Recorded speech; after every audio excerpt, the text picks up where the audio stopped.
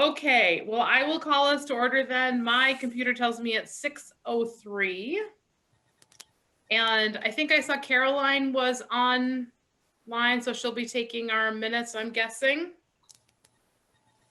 Our consent agenda is kind of brief today. Unless we're missing policies, there's no policies on there. We haven't had a policy meeting in a while because COVID has really kind of wrecked us for the last few months.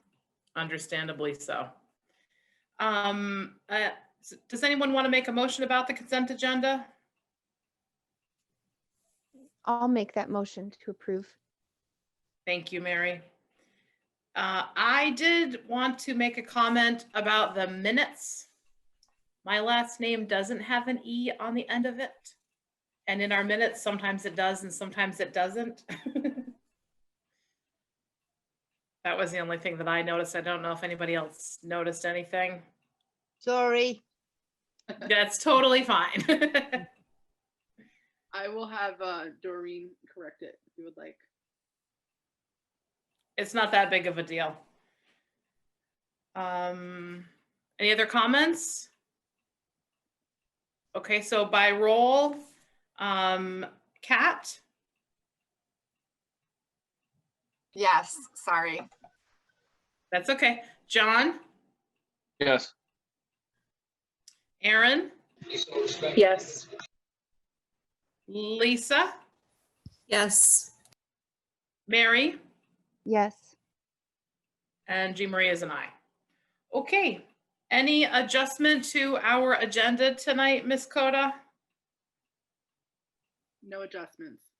Okay. And any visitors, did you say, Morgan? No visitors. No visitors. Okay. So then we are at our school spotlight, which is you, Sandy. Yes, it is. Thank you. And way ahead of schedule even. So I'm going to attempt to share my screen and hope that this will work, but I think my presentation speaks for itself. I just felt like it was important for the board and for all of us to see kids and see inside a building that we don't get to see anymore. So I'm going to share my screen and hope that you see what I see.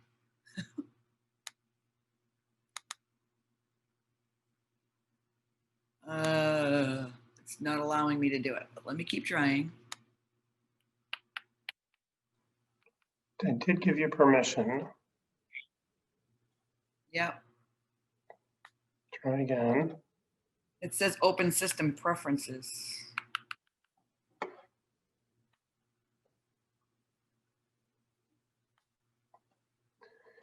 You should be able to share.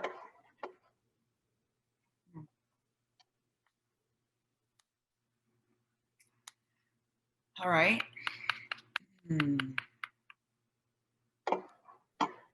I can make two suggestions if you'd like to be saved, Sandy. Okay. We could move ahead and have Lynn do hers, and then when we get back to the principal reports, if you wanted to try it then, or I don't know what you have.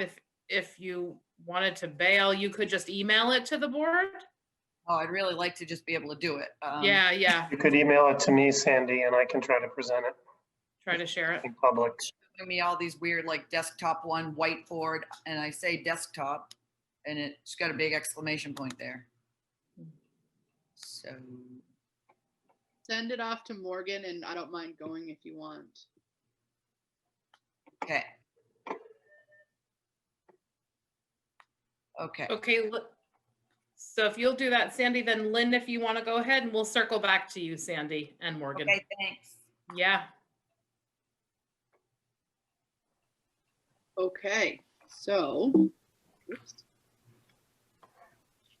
So under personnel, this is the time of the year where I ask the board to direct me to notify the union around the contemplation of a reduction in force.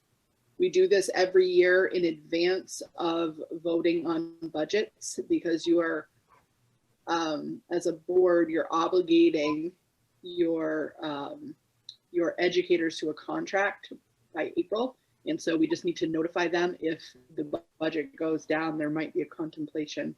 We haven't had to do this in years and years, but we do have to give the formal notice.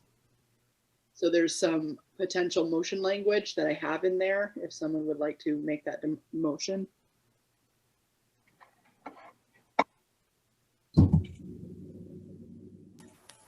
I can make that motion to direct the superintendent to send a letter to the Cold Hollow Education Association president notifying him that the board may contemplate a reduction in force. Thank you, Lisa. Okay, by roll, Mary, Yes. Aaron, I'm going to abstain. okay, John, Yes. Kat, Yes. Lisa, Yes. and I'm a yes. Thank you all. So now I feel like I need to go to confession because I did not get to getting the hiring update from Jamie today. So I'm going to ask the principals to just notify you when it's their turn in the agenda if there was some hiring that has happened since last board meeting. There was nothing that came to my mind, but I think there might have been maybe a support staff member or two, and I'll just ask them to do it this month. There are no new resignations or retirements for us to report at this time. Don't have anything other than students, other than that adorable matching ugly sweater coming out of Montgomery Elementary School. One of my favorite educators of all times. She was my paraeducator. That's Mrs. Cloakey in Montgomery. She was there with me my entire career when I was a teacher. So I'm glad that that one made it in there. I do have something to talk about under teacher negotiations, and that is a discussion that will need to happen in executive session. So I don't know, Jean Marie, if you want to do that now or if you want to save that. It is totally up to you. I don't think it'll be lengthy. Okay.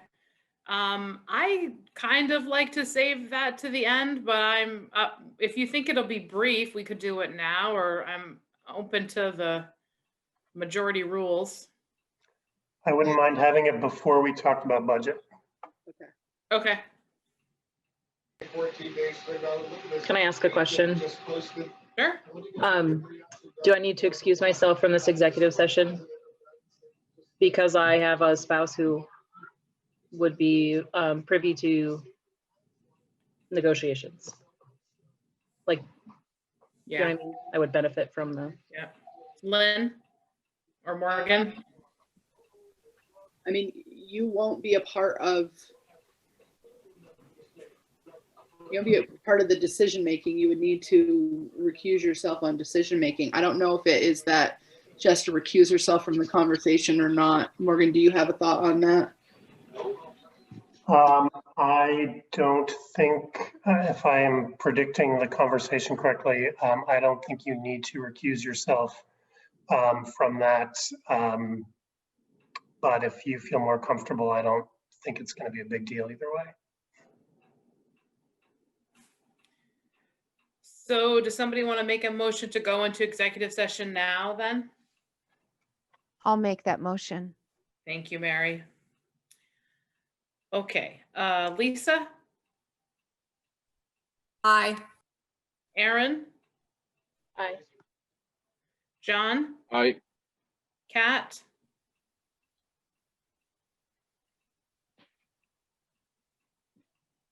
Aye. Mary, Yes. and Jean Marie is an aye. Okay. So we just talked a little bit about the teacher negotiations, and I'm sorry, I'm using two screens, so it looks a little funny on the screen. We are going to schedule a ground rule meeting with the union like we typically do. So your chief negotiator is Rick Bartholomew. So we should see that happening around the 3rd or 4th week in January. We're going to be working on getting that scheduled. And then we will proactively schedule out 3 meetings with the union in February and between February and March to plan out our negotiation sessions for the year. Any questions on that?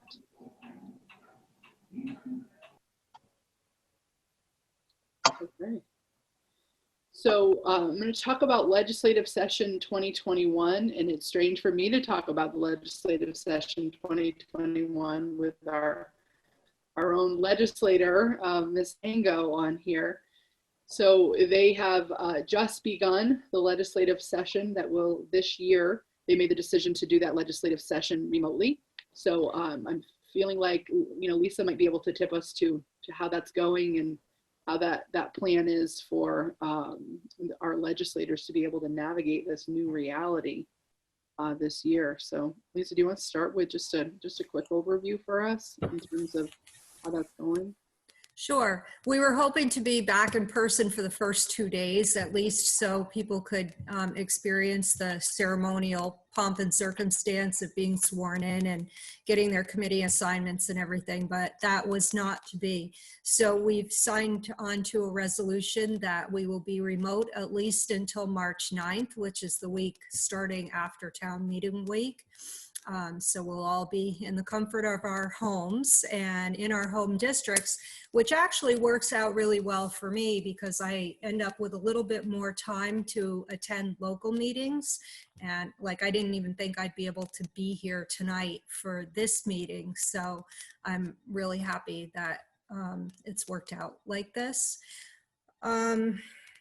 So the new members might find it a little difficult because they haven't made the relationships that the rest of us have and don't necessarily know people well enough that they're going to be working with to feel comfortable, but we're gonna work really hard to try to bring the new members on board and help them out as much as we can so they can get comfortable just reaching out to people, because you're not going to be able to bump into somebody in the State House this way and have a conversation about something you need to know about. So you're going to have to be really proactive about getting to people. And I would say the same for advocacy groups, that they're going to have to be more proactive in reaching out to us legislators. So certainly if there's anybody listening to this who wants to know something, for instance, about education, they need to seek out people on the education committee and contact them. And I hope that we're all a little bit better about answering email, texts, and phone calls when we're working from home, just because we know people can't come and find us in person. So I think it's going to go well. The focus is going to be on COVID-19 recovery and economic recovery. And from everything I've heard so far, those are the priorities that we're going to be taking up right away. And everything else is kind of going to be on the back burner. But that doesn't stop any legislator. There's a deadline to submit bills for drafting, and it's towards the end of this month, middle or end of the month. So that doesn't stop any legislator from introducing any other type of legislation. It's going to be up to the committee chair people with their leadership as to whether or not those bills are actually discussed in committee. They could just sit on the wall. So it could be a bill about, I don't know, rubbish disposal. And it doesn't have anything to do with COVID-19 recovery. So it might sit on the wall of that committee for quite a while until we're done or well on our way towards the main business of what we're supposed to be doing right now. So I hope that helps, and please feel free to reach out to anybody in the legislature. These are the people, we are the people that you've elected, and we answer to you, our constituents, which really is the whole state of Vermont. So please don't feel hesitant about contacting somebody, even if you don't know them personally. Lisa, you couldn't have given me a better segue there. So I'm gonna just show you something you're gonna receive in an email from Courtney. So I think it's important for you as board members to have your legislative contact information. So you're going to receive this tomorrow. We're waiting for those formal pictures, which I don't know what they're going to look like this year for. I think we're missing Paul Martin and Russ Ingalls, our new legislators. So what we have here are our representatives, and it indicates which towns they represent and email addresses for them, because I think that that'll be your best way to get in touch with people certainly this year, and then our senators and which of the towns they represent. So I think we purposefully are going to give this to you so that you know if something big is coming through the legislature, who the representatives are, the senators are that you could be in contact with.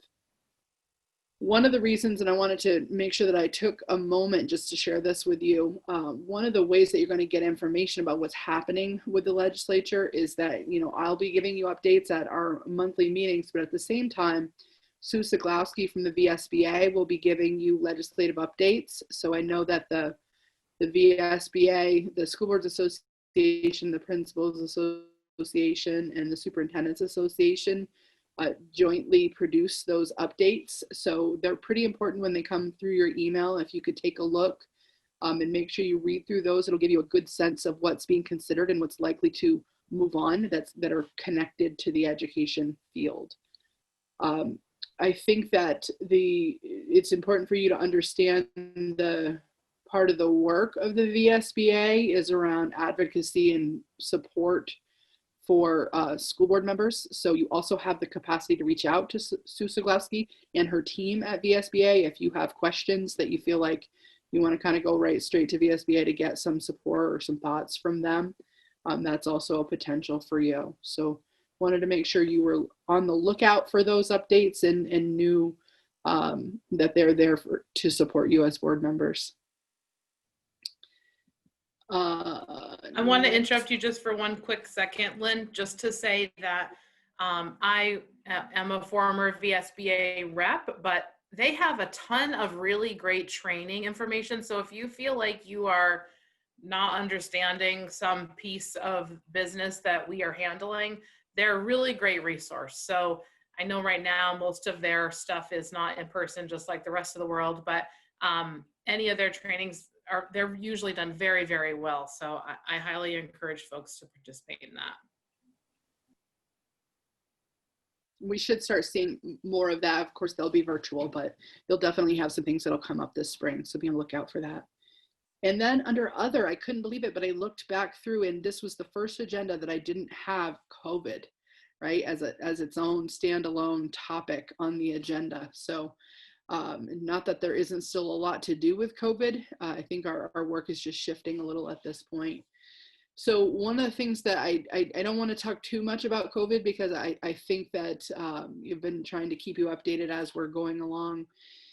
One of the big changes that has happened has to do with the FFCRA. So that's the Families First Coronavirus Relief Act. And we've been telling you that, you know, it's expiring on December 31st. And what ended up happening was there was an extension in Congress for FFCRA, but it was the extension had to do with the tax relief that comes with providing people the FFCRA. So it really was focused on the private entities that is associated with. So it isn't that entitlement for FFCRA for our public schools has continued.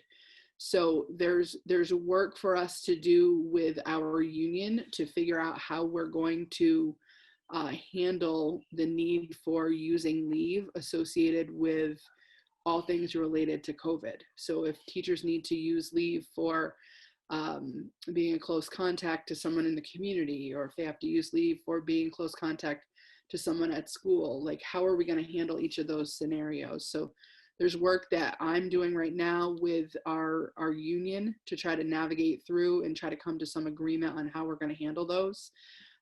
That's work that's happening all over the state right now, where people are trying to figure out, okay, what's this new reality now that the FFCRA entitlement has gone? What's our plan for how we're going to navigate all these different scenarios? What if it has to do with travel? What if it has to do with multi-household gatherings? How will we handle each of those? So we're expecting that we'll likely be engaging with the union to develop a side letter agreement so that we can determine how to handle those things. There's some miscommunication and misunderstanding right now out there, because I think that the belief in what people are hearing now is FFCRA was extended through March, but the reality is it was focused on that tax incentive. So I think that I'll have some work to do to communicate the reality of that. So I just wanted to make the board aware, because I think that's something you might hear grumblings about out there in the community, or the community of educators. I'm not certain, but I just wanted to make sure you were aware that we're working on it. Morgan and Jamie are going to be supporting me in that work as well. Are there any questions that any of you have about that? I can't remember, Lynn, can folks like donate to each other's banks? Like if you as an educator have used all of your sick leave and now you're a close contact and the arrangement is such that you could use that, like could I donate from my bank to yours? So we no longer have the sick leave bank. Mm,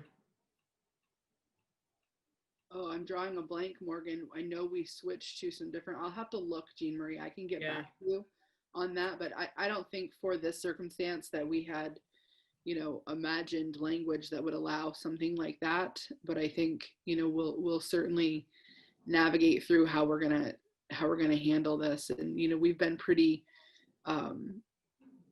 safety focused and people focused during this time. And, you know, that certainly will be our plan through this as well. So Morgan, do you know the answer off the top of your head? So we don't have a bank, but we have a mechanism whereby people can swap days. I will have to read the language to see if we think this would qualify or not. I know they have to exhaust all of their leave, and I don't know if the language says it has to be for an actual sickness or not. I think it said FMLA qualifying event, if I'm remembering right now. I think we spent a little bit of time on that. Sounds right. I think you're right, and I think that the individual has to ask everyone.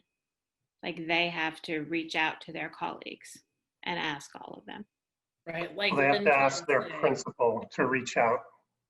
They're not allowed to pester people individually. Right. And the principal has to ask everyone. Yeah.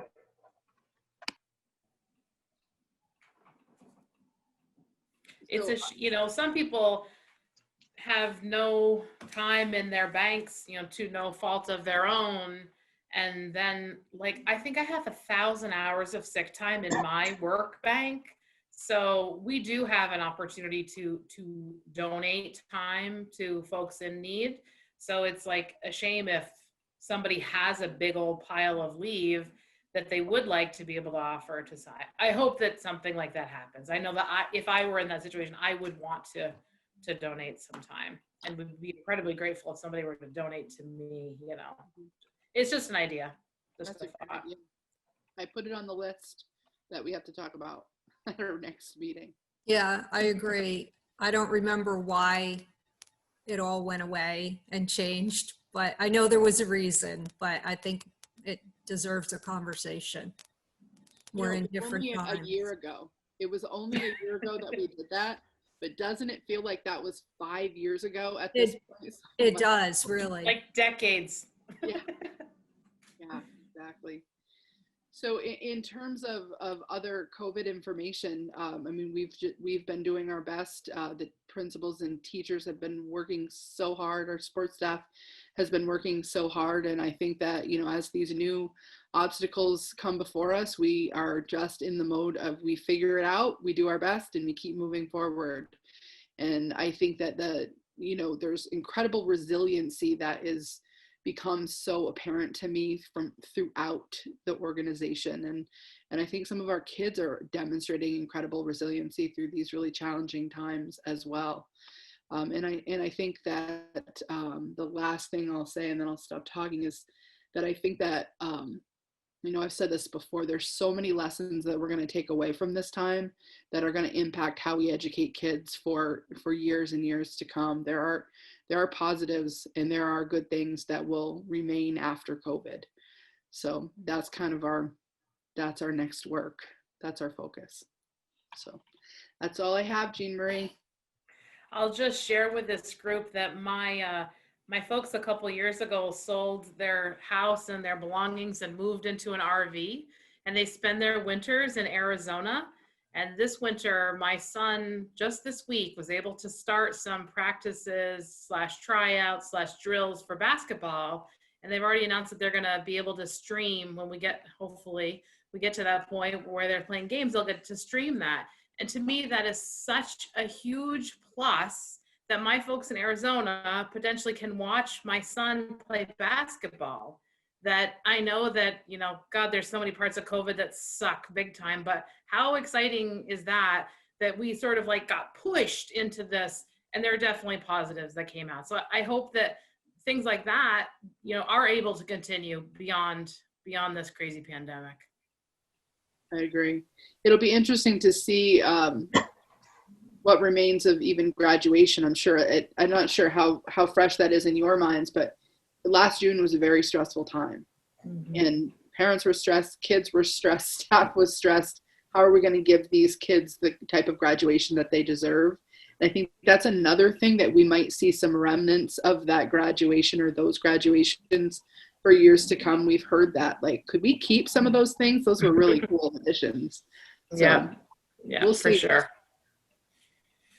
Okay, thank you so much, Lynn. I was really hoping that you would use Jody's phrase from the last SU meeting of post-pandemic, right? Isn't that the phrase I'm really looking forward to a lot of post-pandemic stuff. I'll try to fit it in before the end of the meeting. Okay, so we're on to the principal reports. Shall we start with you, Sandy? Well, are you guys ready to school? We can go back to school spotlight, and I'll share my screen and see if this works. Thank you, Morgan. Perfect. And I believe you all see Montgomery Elementary. Yes. Okay, do you want me to press play? Yes, please. Or do you want to do any sort of lead in? Well, I think it speaks for itself. And like I said before, it's just a chance for people to get inside since we can't do that right now. All right, here goes.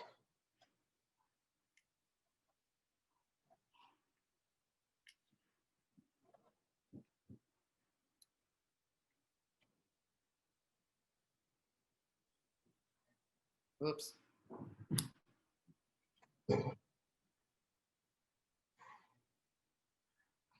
Morgan, I think it's muted. Oh, Can you back it up and start it again? Because the greeting didn't come yep, through. I can hear it. So that's strange. Make sure.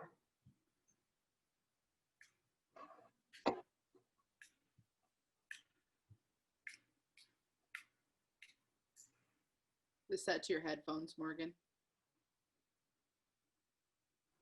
What's that? Is your sound set to your headphones? Nope, it's all speakered. Let me close. I got a lot open, so let me see if I can close anything. Boy, the lead up to this video, Sandy. It's going to be great. I can tell. Well, this technology thing is never my favorite. I don't want to look at myself over and over again either. Can you hear that? No. No.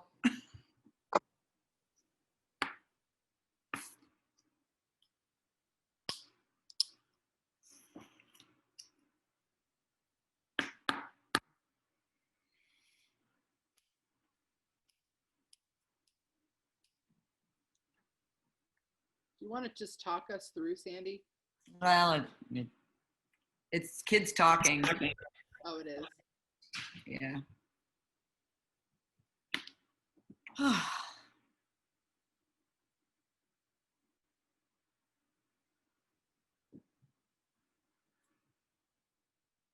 least it's only 10 minutes long, so I have It's been a different kind of year, and although our doors have been closed to visitors, I would like to invite you to come on inside. Welcome to Montgomery Elementary School.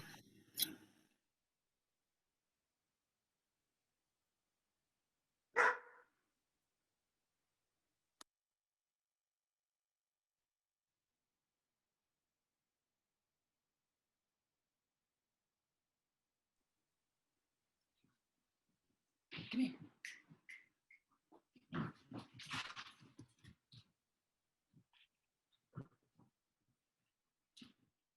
Okay, now tell about it. It's a ship. What? Go ahead, shout. And it's a fly. And then when the bad guy touched them, they can't touch them until they can fly. Wow. You worked really hard on that, Elon. Can you tell me what colors you used? It's red, yellow, yellow, yellow. It is. And what animals and people are on it? 1, 2, 3. Nice counting. When you're done, you turn the button off. But where's the talking part? We can listen. Hi, I'm Sophie Fox. I'm cute. I have pink eyes. I don't really want to have pink eyes, but I do. Hi, I'm Rudolph. I like to eat reindeer food, twigs, leaves, and berries. I live in the North Pole. Hi, I'm a fox. I eat rabbits, squirrels, chipmunks too. Bye. I am a squirrel, and I eat nuts. I sleep for a few days, and then I eat some nuts.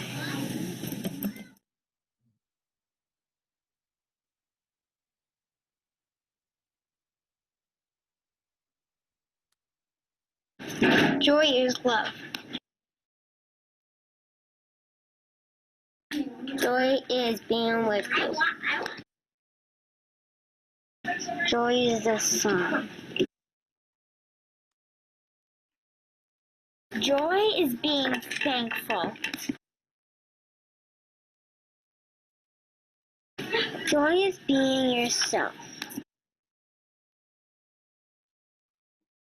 Joy is playing basketball. Joy is spending time with family. Joy is playing with my brother. Joy is playing outside.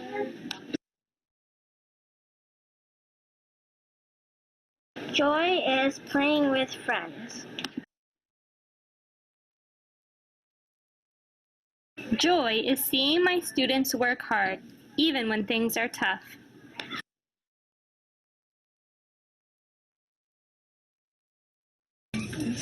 And on that farm he had a cow. E-I-E-I-O. And boom, boom, crash here, and a boom, boom there. Here, boom, there, crash. Everywhere, crash, crash.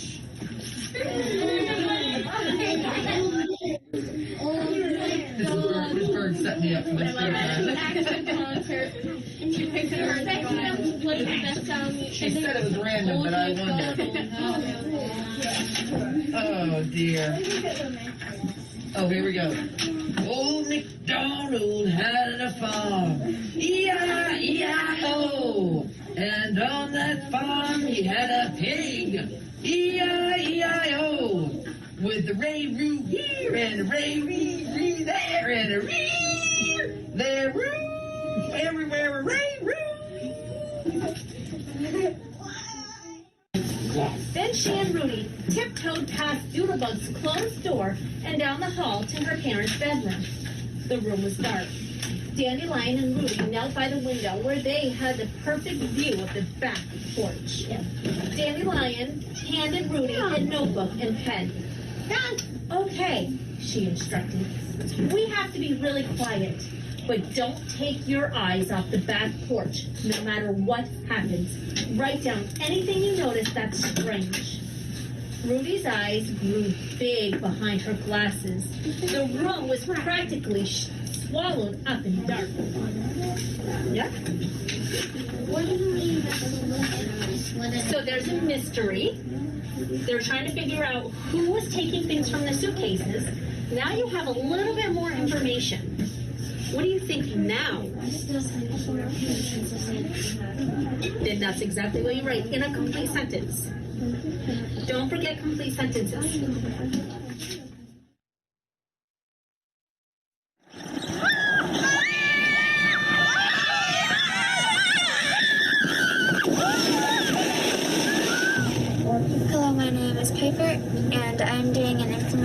writing a piece about penguins, and my 3 subtopics are mating, where they live, and what they eat. Hi, my name is Erin, and I'm doing a promotional writing piece called Carnivorous Plants. I have 3 subtopics. My first subtopic is human contact. My second subtopic is round leaf sundew, and then my third topic is picnic plants.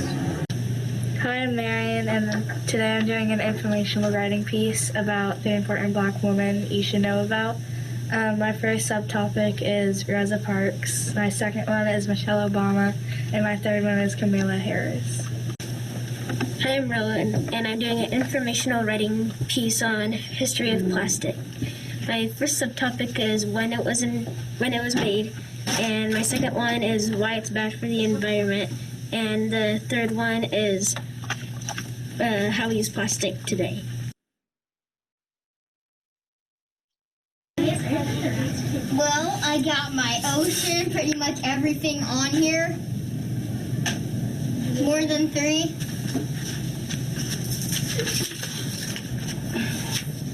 You sounded like Stuart. I don't sound like Stuart. People have been telling me that a lot. It's not. I'd be scared too. Whoa. Which my fish in my lake. It looks nice. Why does it draw something on there? I'm drawing a fishing.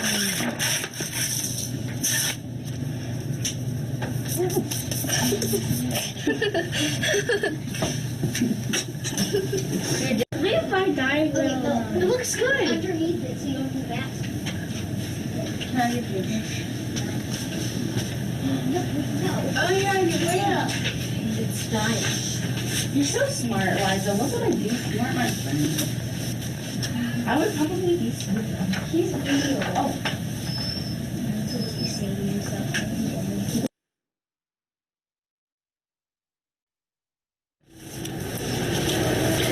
So here we have 6th grade reading, and we have students that are reading our novel Restart, and they're sitting on their very comfortable yoga mats, which were such a generous gift donated by our, I think by our parent-teacher organization, which is wonderful. So we have some students here that are done with the reading, but working on some vocabulary practice with the chapters, the vocab words in the chapters. And then we have another student watching a brain pop on theme to help her understand some of the constructed response questions for the book about themes.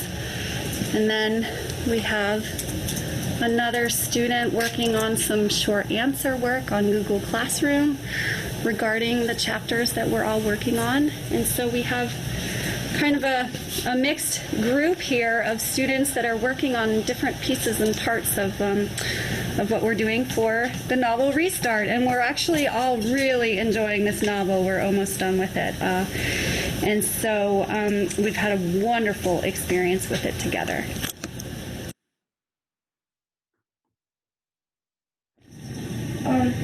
Cells are what human body parts are made of, and like all living organisms. Yeah. They make up everything from the skin to blood. Cells such as blood cells carries oxygen throughout the body for the other cells because they need oxygen to live. If the heart wasn't a part of the body to pump blood and deliver oxygen to the other cells, the cells would die. This is because the human body cannot survive without blood, and cells cannot survive without oxygen. The bone marrow is where blood cells are made. It is a type of soft connective tissue.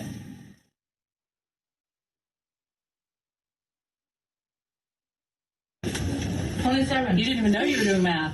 Thank you. Oh, math is not math class. I'm not good at math. Okay. Do you think I need to go any further? Wait. Oh. You've got all your dividers. I thought we were making 4 columns. You have this is defining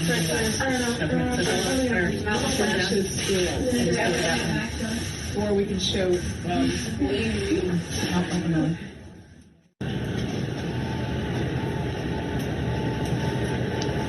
are the population and CO2 emissions related, and what do you think is true? I think that the population and CO2 emissions are related because the more the population grows, the more the CO2 emissions grow too, because there's more people using it and needing it.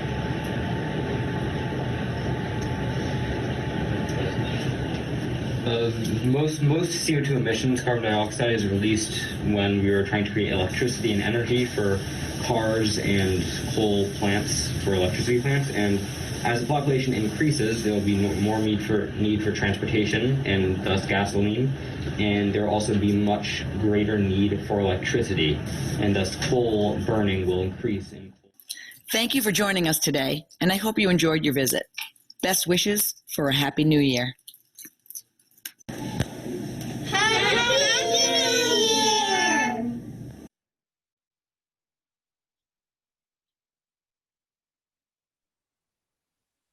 That was great, Sandy. Thank you. Thank you. Notice how the voices got deeper as we got closer to 8th grade? So stinking cute, though. Was that a Niles Rasmussen person I saw at the end of that video? Yeah, that's that's my guy with the curly hair at the end there. Sandy, that was awesome. Thank you so much. I'm assuming, are you posting that on the Facebook page so parents and other folks in the community can enjoy it? Yes, the staff was asking to see it, and I said the board's going to see it first, and Yeah. then I'll put it there. We had Sure. Robbie Barnard in there too. Robbie Barnard was in there in 2nd grade. Yep, I saw Robbie and I saw my niece, and it's just so good to see the kids and see the classrooms. Thank you so much. And I can't wait till you post it so I can show Robbie. Great. I'm glad you enjoyed it. Love it. Thanks, Sandy. I'm forever amazed by the resiliency of these kids and the teachers. I mean, I know there's so much work outside of the classroom, but it just kind of looks like they didn't even skip a beat on the inside. The kids are doing so well. So thank you so much for sharing, Sandy. You're right. We needed to see the inside of a building. You're welcome.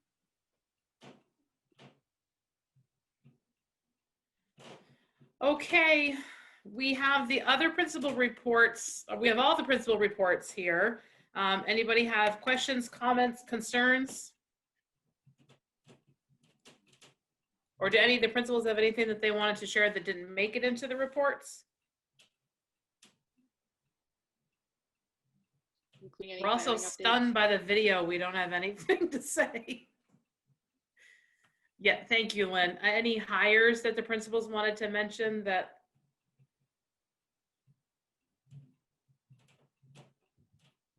I just want to mention that we want to hire more subs, and I think several of us need paras. There is a definite need, but we haven't hired any lately. Well, this is good. This might be why I couldn't think of any. Maybe there weren't any in the last meeting. Okay, well, if we are so stunned, then I guess I will move us ahead to Morgan's report.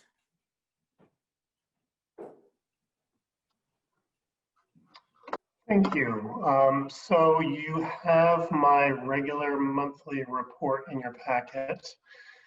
I sent out the general fund report that you're used to seeing as of the end of December in the email that went out today. The one thing that is different than in months past is that I've split out some of the COVID specific expenses into different lines, and you'll see that throughout the report. In many of those cases, those expenses are going to be reimbursed by CRF money or ESSER money, but not in all of them. So you may see some of these lines disappear as we are successful in getting those expenses moved into grants. I have not seen a draft yet of your audit. I do have a message out to them, auditing firm, to kind of tweak them, but Again, I'm not especially worried about any of the content of it. So I'm going to skip ahead and just say I'm not going to be looking for the certificate of completion for the bond bank for the Sheldon project. We haven't been billed the last bill yet, so you will see that in February or March. Any questions on any of that before we get into the budget part?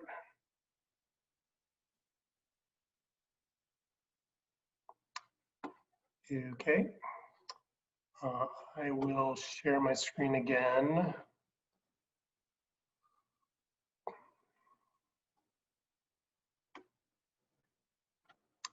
So you should see a lot of small numbers on your screen. Is that what you guys have?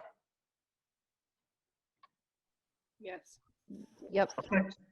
So this 40 pager was in your packet, and this is the detailed breakdown line by line of the budget that you have in front of you now. I am going to skip over this pretty quickly, but we can come back to it. If you're now seeing bigger numbers with red lines, this is the expense budget that you will warn hopefully at the end of the meeting today. And this is the first document that actually goes in the town books that are going to go out in all 4 of your towns.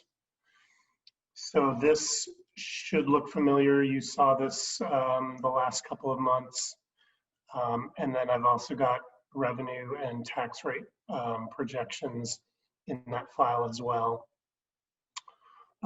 In terms of changes from the version that you saw last month, if you look up here at the other revenue on your screen, I increased that amount to the full 403,000, which is the entire amount of money you have left over in FY20.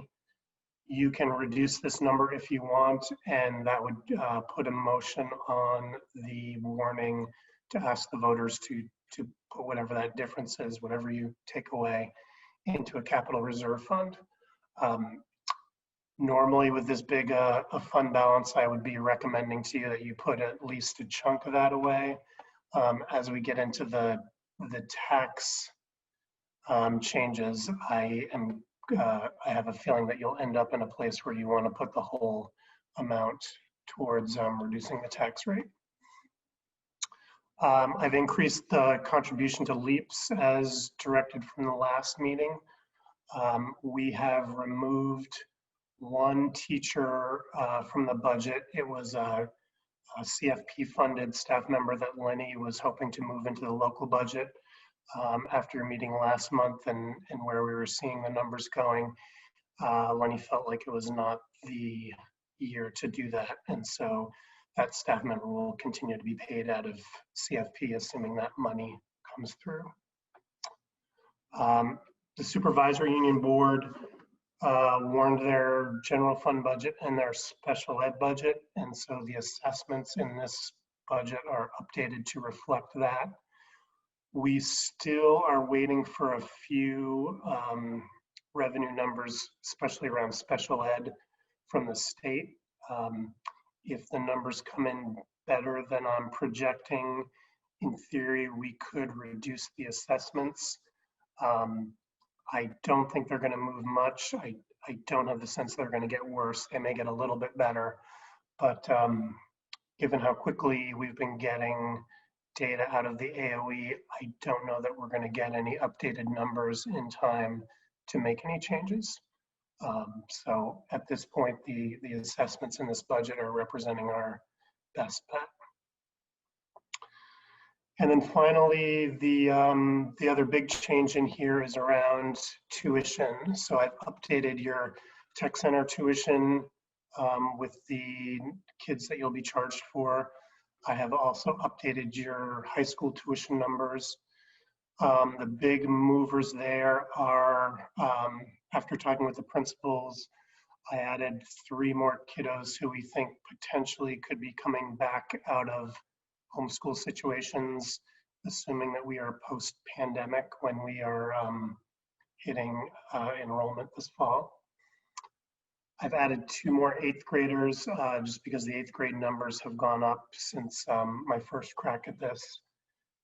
And then I've reduced the, I haven't consistently reduced, I've adjusted some of the anticipated tuition amounts for different schools based on what we're seeing for tuition bills and what I am guessing will be the ending point for the Enosburg-Richford board's budget next week.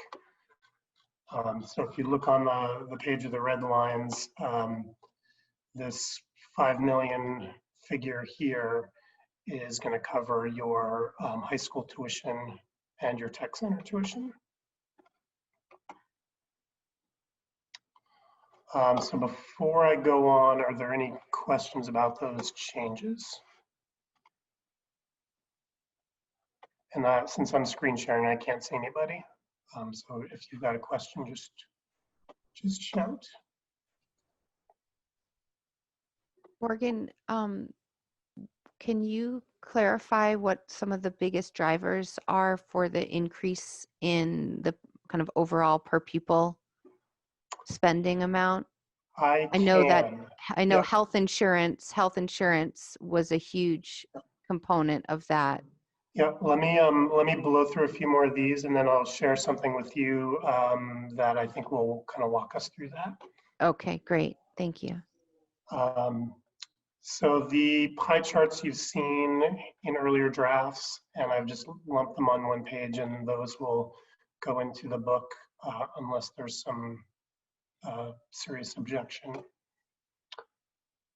I included the ed spending per pupil report. This is looking at last year's spending or the year that we're currently in. I also don't have this data yet from the Agency of Ed, but I was able to find similar data on the Department of Tax website. So it's a little bit different in that there's a separate line on this chart for each town. I don't think anybody's going to care, and I'm probably kidding myself if I think anybody out there is going to notice. But the important thing is that we are still down here towards the bottom of the state. You'll see NMV is that section of 4 red lines, and then Enosburg-Richford is a section of 2 red lines below them. I've got the Franklin County average here, which is a little bit north of NMV, and then the state average. And so a pretty big disparity as always, and nothing that I think any of us are proud of, but certainly when you're going into a budget vote, you want to remind people of that. Morgan, where in the book is that chart? Because I like that up front and center. It's a great graphic. Needs to be on the cover, right, Lisa? Yeah, it's buried in with all the other boring business manager stuff, but I do put it in there full page, and you know, my hope is that because it's that prominent and it's that graphic rather than texty, that it will get people's attention. Are we sending out a postcard or flyer mailer this year? And if so, can this be on it? So let me punt that question to right after Mary's question. There is a chart that the Agency of Ed is required to give to us and we're required to put into books, and it's basically a 3-year comparison of where spending and tax rates have gone. I will put it in. I've not seen that yet, and it's presented in such a way that nobody really looks at it. And it doesn't really give a useful comparison to how you're doing compared to other schools or other districts. But that will be in the material that goes out in the town book, and that'll be it towards the end of the packet. And then I will also put in the supervisory union budgets. Again, the expenses section on that have been set by the SU board. If I get any good news with revenue before I really need to finalize budgets, I will get that in there, but I'm not anticipating that will change. One of the other things that is in the town book is my report. And as everybody in the office will sort of complain about, I harp on people to keep it short because people generally read 150 words and then check out. And so I've tried to strip this down as much as possible. Do you see a Word document up now? Yeah. So I'm going to lead with what the big changes are in the budget and then go into the explanation of residential tax rates, which I don't think can get any shorter or any simpler, but I keep tweaking it each year. So the increase, as I mentioned, is in tuition payments, and I tried to highlight this. Right now you're paying for 50 12th graders. When those kids leave, they're going to be replaced by 86 8th graders. And so that's really the main driver of why there's such a huge increase to tuition. Obviously, we're anticipating the tuition cost will go up as it does every year. But you're looking at, right now, almost nearly a 50% increase for that one class. The other increases, sort of in descending order, are additional paraeducators, and we've gone over that in the October-November meetings, the supervisory union assessment, which we just touched on, and then the first bond payment for Sheldon Elementary. And then— Morgan, can I interrupt you for a second? Yep, sure. I think a lot of folks will not understand or be able to contextualize what the supervisory union assessment means. So it may be helpful to put some layperson's language in there that helps people understand why NMV pays this chunk of money to the supervisory union in the form of the assessments.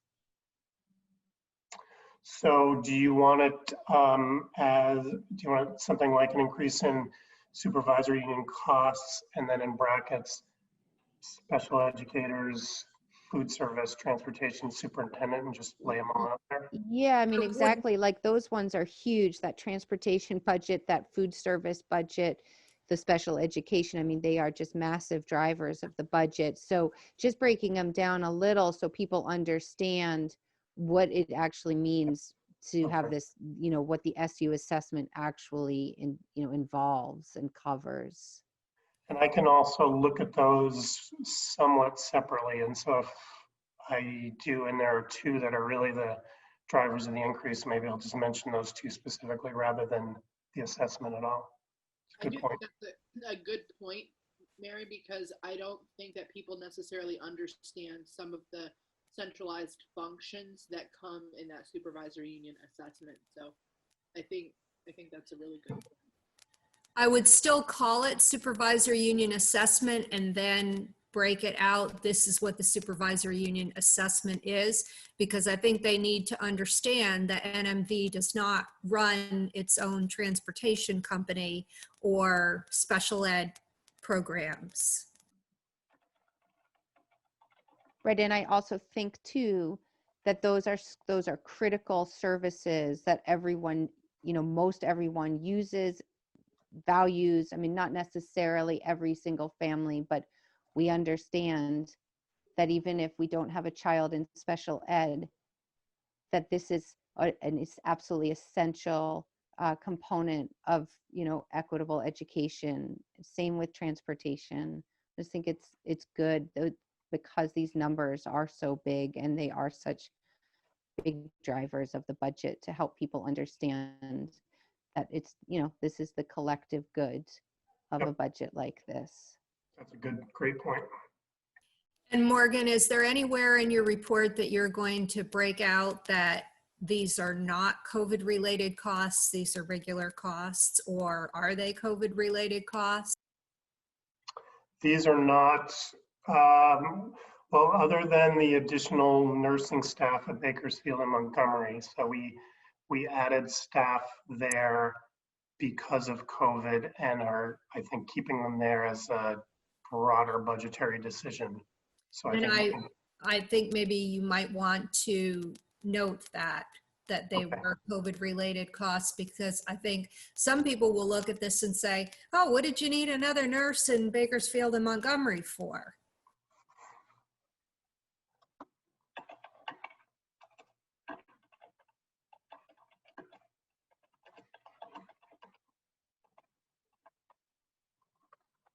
okay.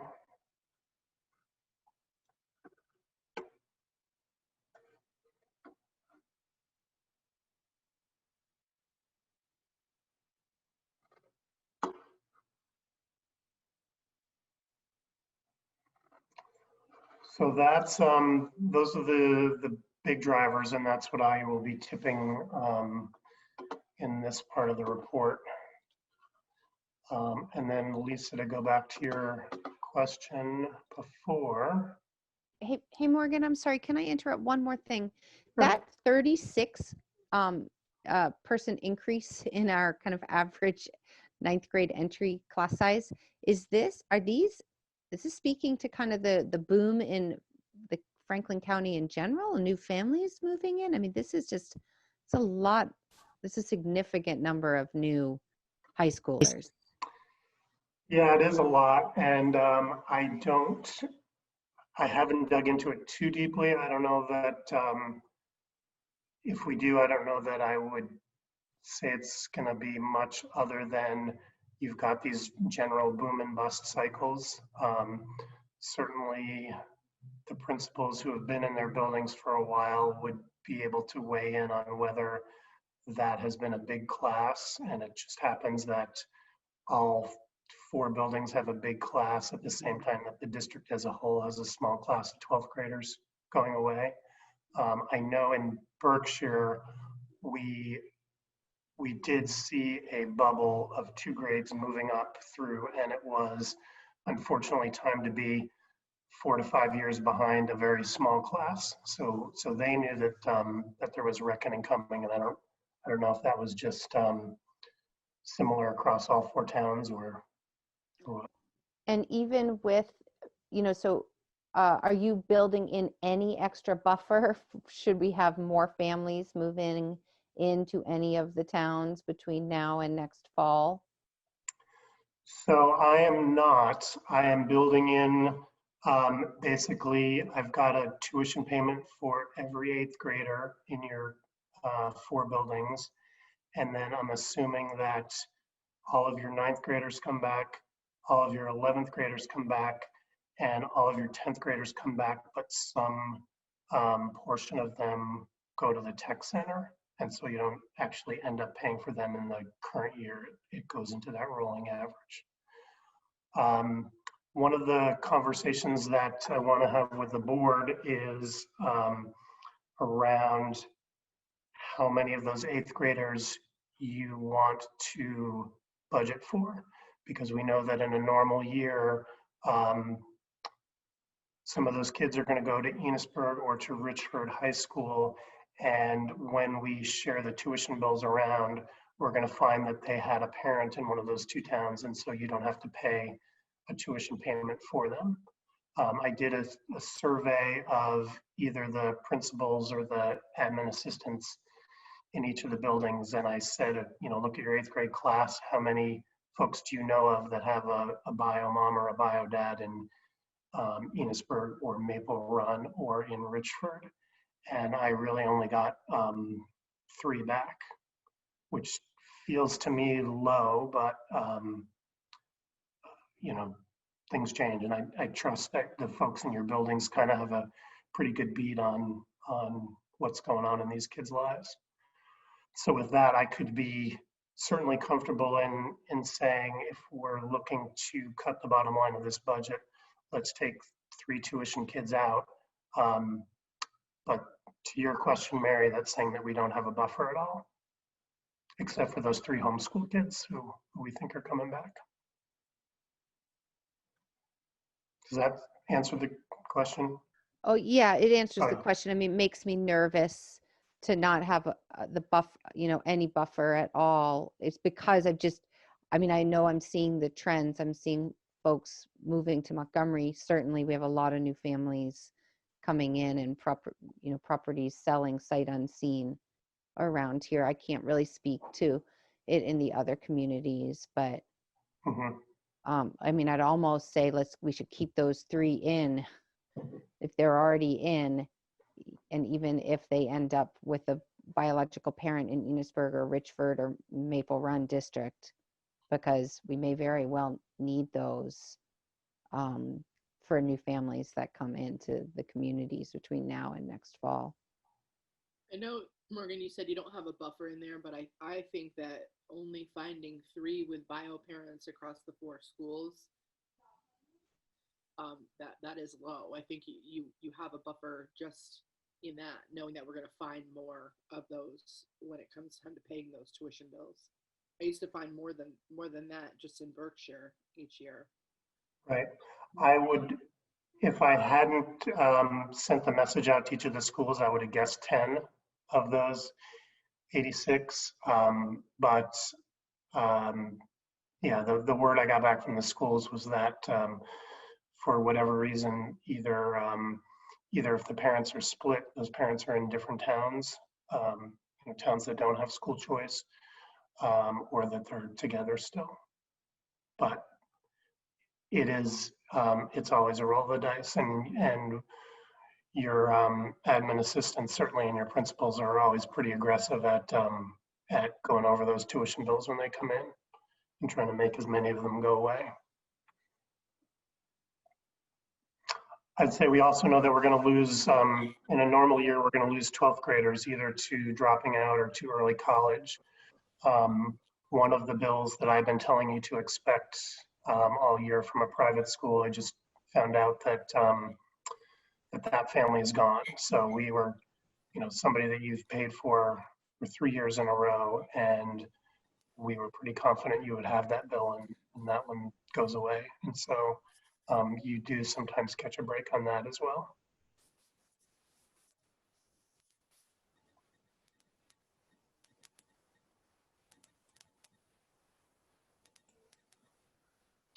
So in terms of a mailer, I mean, this will all go out into the town books, which are now able to be picked up by any of your voters in any of their towns. Last year, we sent this out as a mailer, and it's on a 8.5 by 11 sheet of cardstock. NMV was on one side and Enosburg Richford was on the other side. And we did that because we sent it out bulk rate, every door delivery, and most of the routes in Berkshire and Montgomery and some in Bakersfield and Sheldon are actually crossing 2 districts. So we decided to just send everybody who had a route in FNESU the same information. And what we had put in there in the past was that budget recap and then showing the tax rates, and then the information on where to vote. We did get word today that Sheldon is not waiting to see if the Ed secretary will allow the schools to be used. They're moving theirs, they're voting to the town hall. So I will update that, and I've updated your warning to show that. Morgan, do we know when the town books are getting published in each town? Because I think there was some issues last year with Montgomery people wanting the town book at time of meeting, and it actually was late for some reason or didn't get, I don't know all the details, but I heard some complaints about that. So I just wondered, and I think it had to do with the fact that that was the first year that the meeting was 2 weeks before when it typically was in Montgomery. So yeah, I just wondered, do we know when all 4 towns actually like publish and make available their book? So each town does it separately. They would all be trying to get the book out for town meeting day. So I'm not sure what was going on with Montgomery. We will get. No, but with our meeting, with the meeting being 2 weeks before town meeting day. Oh, for the informational meeting. Yeah, sorry, that's the meeting I'm talking about. They wanted it for that meeting, so they could, Yeah. you know, bring it with them like they normally would have at like town meeting and didn't have it. And yes, they had the flyer, or some of them did, and I think there were flyers there, but the concern was they wanted that book to bring with them to the informational meeting, since that meeting was now taking place of what I think used to be how it was done at the town meeting. Yeah, it depended on the town, but and it was the week after in Montgomery. So the process is that we give our books to the town clerks around January 22nd, 24th, and we have to wait that late because of I think it's tied to getting the deadline, past the deadline for the candidates to file to run for office. But we send that to them in January, and it's really up to the towns to decide when they want to push that out. We can certainly take the information that we put out to the town clerks and make that available on our website. It's about, I don't know, I'd say around 20 pages of text once you get everybody's report in there. We could get that out on our website and out on school websites and in hard copy. Well, I wonder if we're going to have an in-person meeting. We could have hard copy available for pickup at town clerks or at the schools. I don't think it would make sense to do a separate mailing of that much information as sort of an insurance plan in case the towns don't have the books done in time. That's just my off the top of my head thoughts on that. Okay, yeah, maybe just, and maybe now the town clerks know, because it was just my impression, like last year, our town clerk just had like no idea somehow that the informational meeting was going to be early. So it just seemed like there was like a disconnect maybe in the communication, and if there was more than they would have known, or I don't know. So but that sounds good. Thank you. Yep. I just texted Charlie Hancock, Kat, and I can see and try to see from the Montgomery side of things. I'm happy to reach out to him and see if there's a way that we could make sure that they know that our meeting is now earlier than it's been historically, and see if those books can be printed in time. And I can ask Jacob, my husband, who's also on select board, and see, you know, because we're kind of, I don't know where they are in their process of the town budget. So that's kind of sometimes the holdup, is where they stand with developing the budget. But I'll see what I can figure out, and I can try to encourage them to get the ball rolling sooner so people have those books in hand in time. That would be awesome. Thank you. Yeah. I wonder if last year had anything to do with the fact that we got a year and a half worth of budget and tax bill in 1 year. And I know that was a big lift for them to figure that out. It was super complicated, and I definitely think it slowed down the process. Yep. Morgan, I think it's a really good idea to put it on the school website and the town website if they're willing to post it as well. Even though it is 20 pages, some people are becoming a lot more familiar with looking at text on the computer while they're doing an electronic meeting. So I think to have that readily available for those folks would be great. If for some reason the paper copy is not available, or they can't pick it up somewhere because of COVID, I'm concerned about people actually being able to distribute these books because of COVID. And I think that it would be a long shot to have an in-person meeting at this point, to be thinking that we're going to have in-person meetings. Yeah, I was we just will gonna have that add, discussion before the end of this meeting as well. I saw that Bakersfield has already announced that they're not doing an in-person town meeting, and I'm sure they're not the first or last to make that decision. Correct. I think Montgomery, neither Montgomery or Sheldon is going to have an in-person town meeting. Berkshire, the select board still hasn't decided if they're going to go entirely Australian balloting or not. we're waiting on some guidance from the Agency of Education around annual school meetings and direction around health and safety. And I suspect also that it'll not be in person, but I've been assured that's coming soon.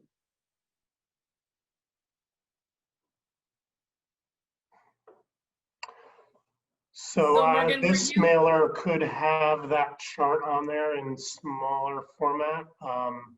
It would get a little crowded, but I'm certainly willing to take a whack if, if people want a quarter panel dedicated to that. Yeah, I think Morgan, can that you would be good. clarify? Can you clarify what you just said that you might try to add to this? I'm sorry, I So lost the Lisa, thread. no problem. Lisa had asked about including this graphic Okay. Okay. in what we're mailing to folks as well. So, I would envision it taking up maybe 1/4, and I would shuffle stuff around to make it fit. And I don't know if I would have to put it on one side or both sides.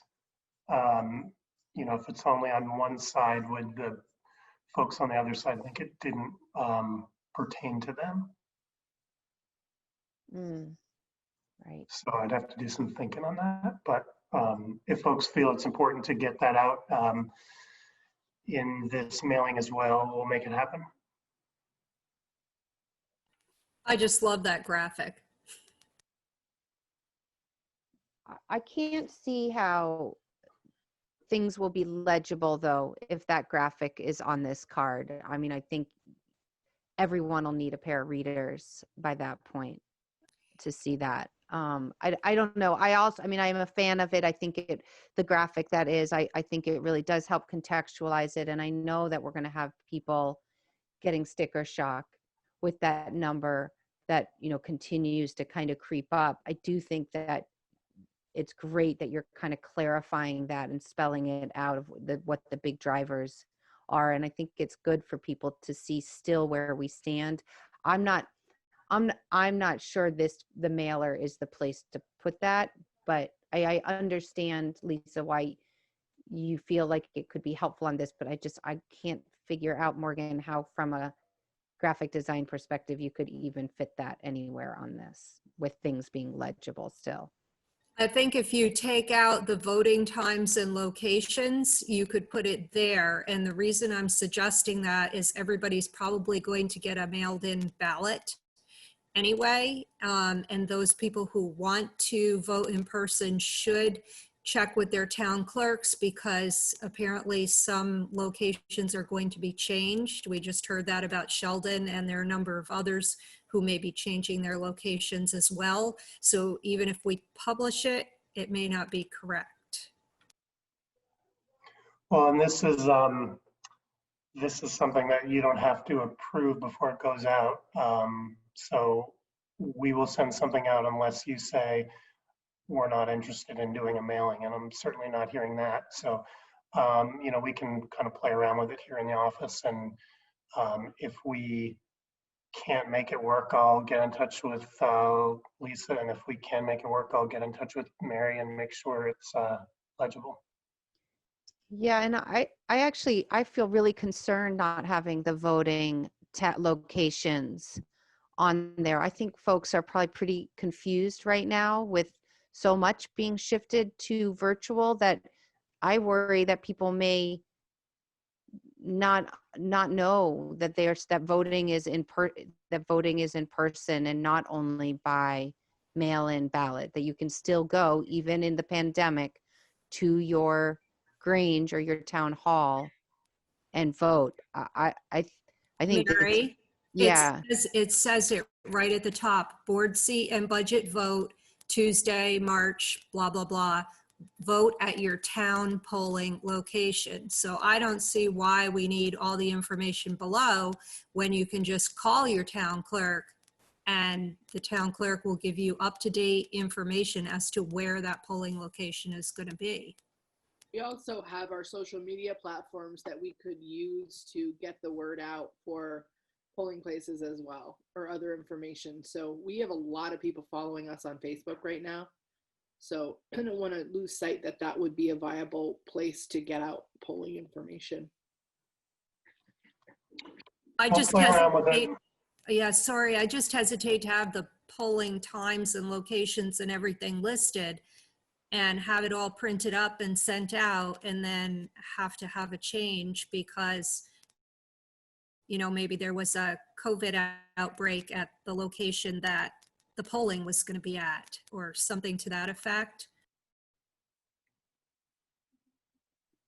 We do have to put the locations on the warning, but this is something that we won't mail out until probably early February would be my guess. Or I should say we didn't mail it out until closer to town meeting day. You know, with the shift in the state towards mail-in balloting, we may just want to push this out as soon after we're past the point of no changing the warning, just to catch those folks. I hadn't really thought about that yet.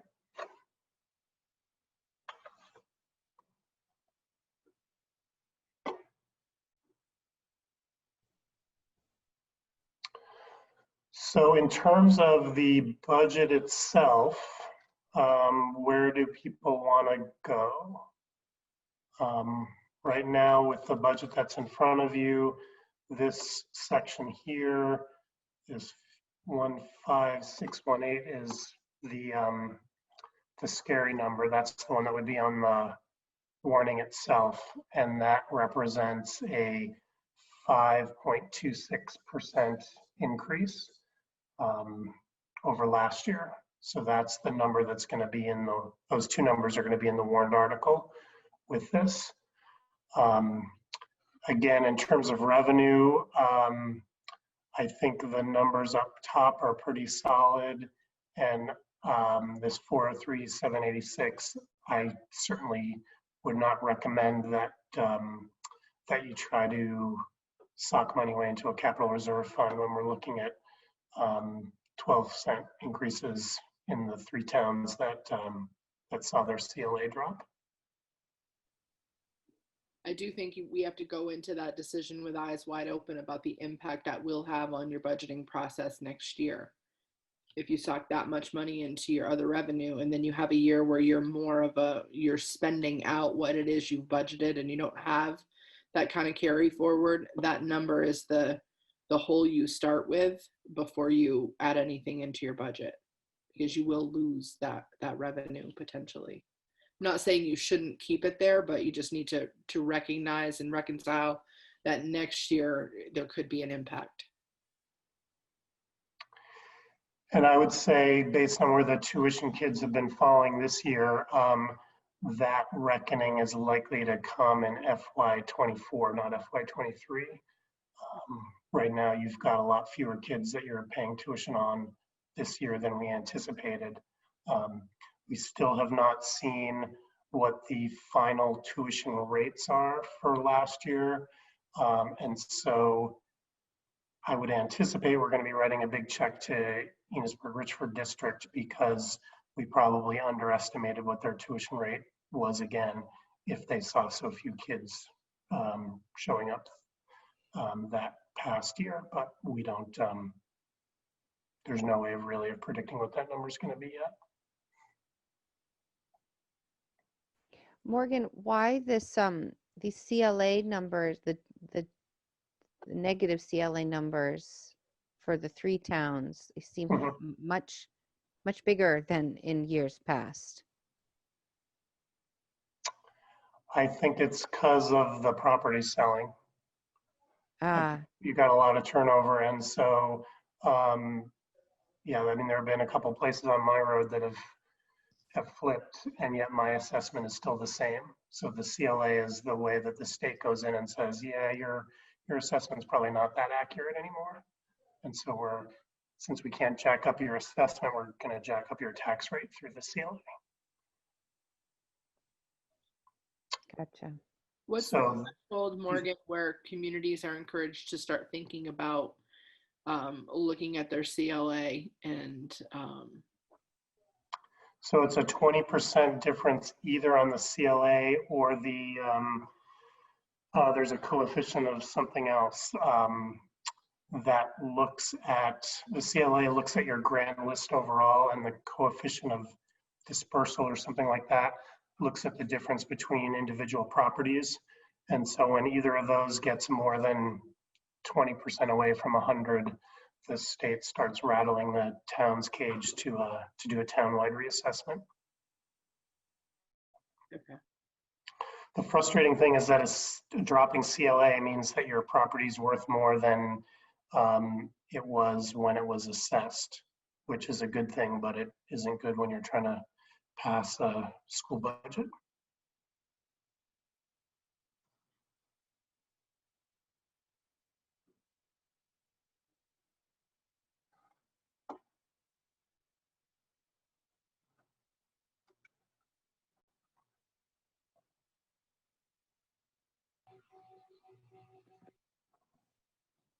So we need to talk then about that $403,000, correct? You should talk about that. And then ultimately it's talking about this bottom line number here as well, because this is the number that you're putting in front of the voters and that they will either pass or pass on. I can tell you right now, you know, if you're interested in adding money to this, you know, I'd want to know where you want to do that. If you're interested in cutting, the question then becomes, are there specific programs that you want to put on hold? Are you going to sort of reevaluate how comfortable you are in terms of tuition kids? Because in large part it does sort of come down to a guess. And then are you comfortable with the 15,618 and the 5.26%, or do you have a target there, and do you want to know what different levels of that are going to look like? Morgan, that 15,618, that's a different figure than that is on that Vermont graphic where we're comparing our spending. Because the graphic is last year, because the other districts haven't nobody's set this year's number yet. Ah, gotcha. Okay. So that one's always going to be trailing by a year. Okay. And were But we still, shouldn't, in the interest of transparency, shouldn't we do that graphic with that 15,618 if that's where we land? It feels disingenuous to print it with the $14,838. The problem is that we can't use this year's numbers because we don't have those from any other district, because everybody's going through this process now. Yeah. Okay. So Morgan, you asked where we wanted to go with this. I would like to see that 5.26% lower. So how do we get that lower? Where do we start working on that?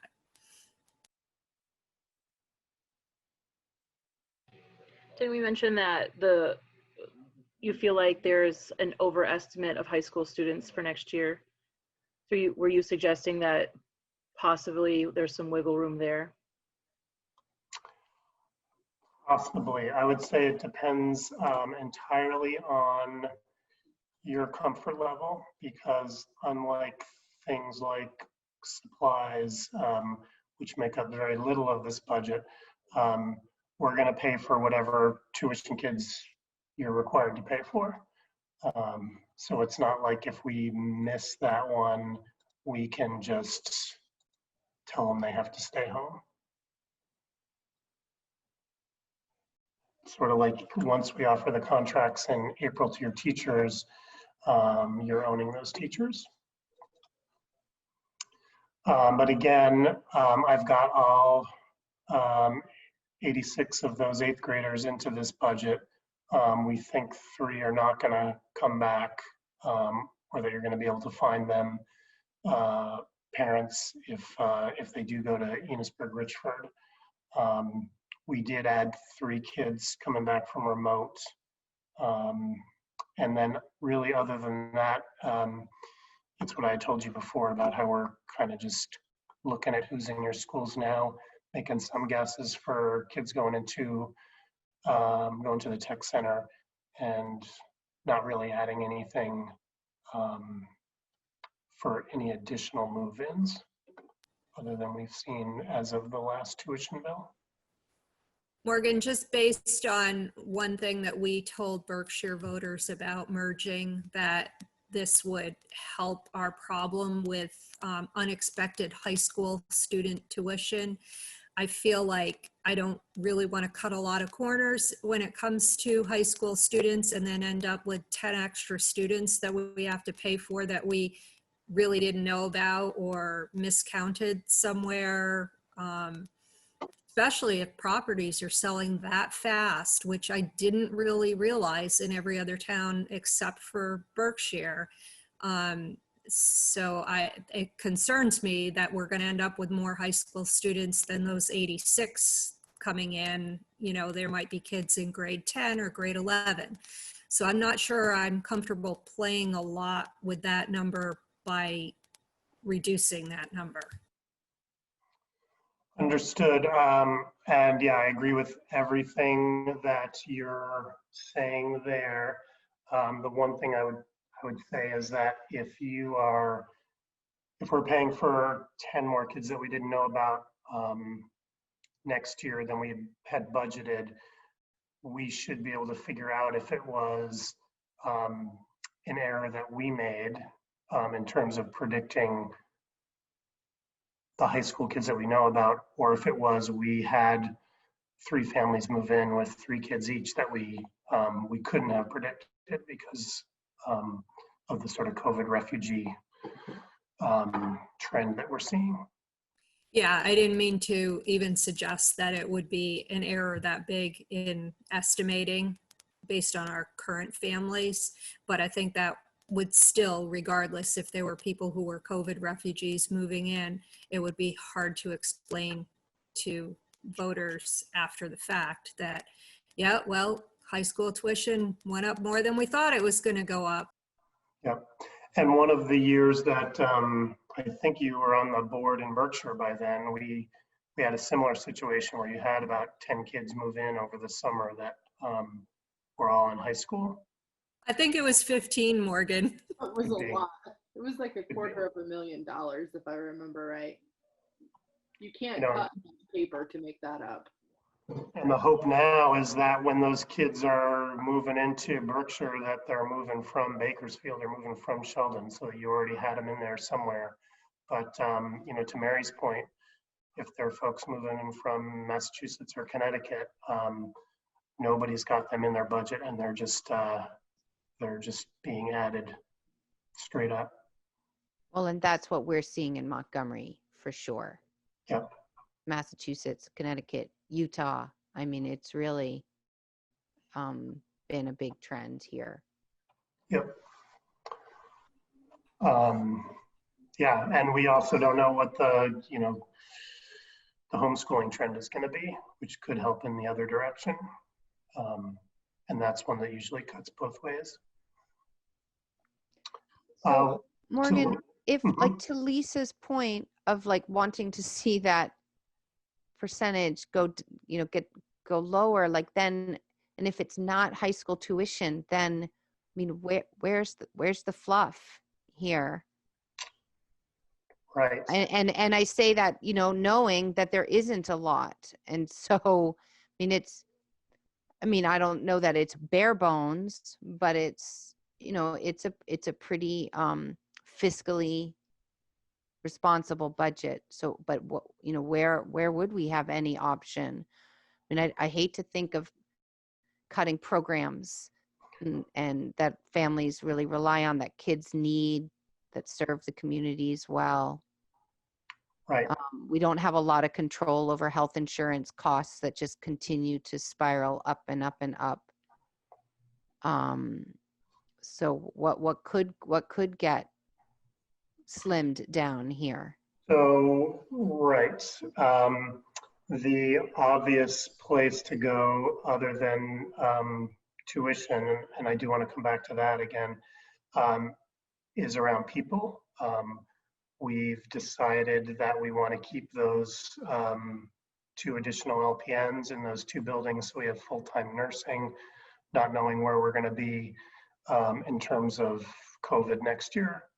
You don't have to have those in the budget. You could roll the dice and hope that we're going to be able to cover them from some COVID grant money if we don't have them in the budget. But it's going to be dramatic decisions like that.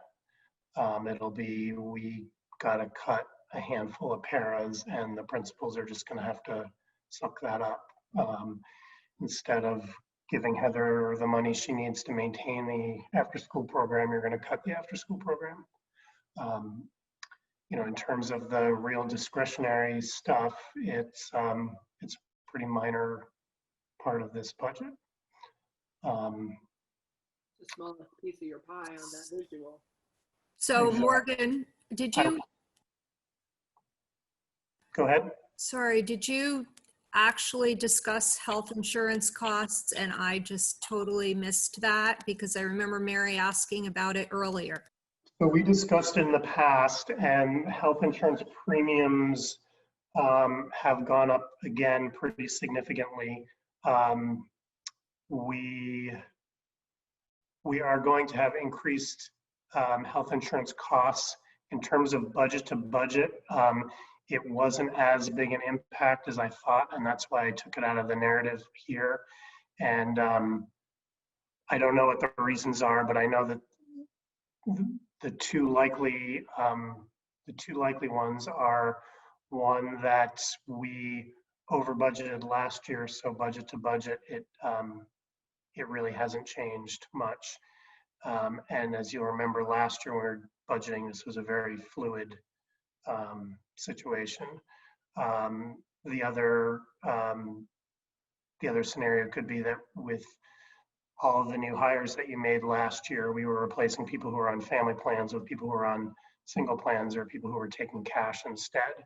And so now that we're catching that up to the budget, in terms of pure dollars, it's a little bit smaller amount. Certainly we're paying 10% more for premiums than we would have if we didn't see those increases, but that isn't necessarily showing from one budget to the next. And I'll throw out 2 things in terms of potential reductions.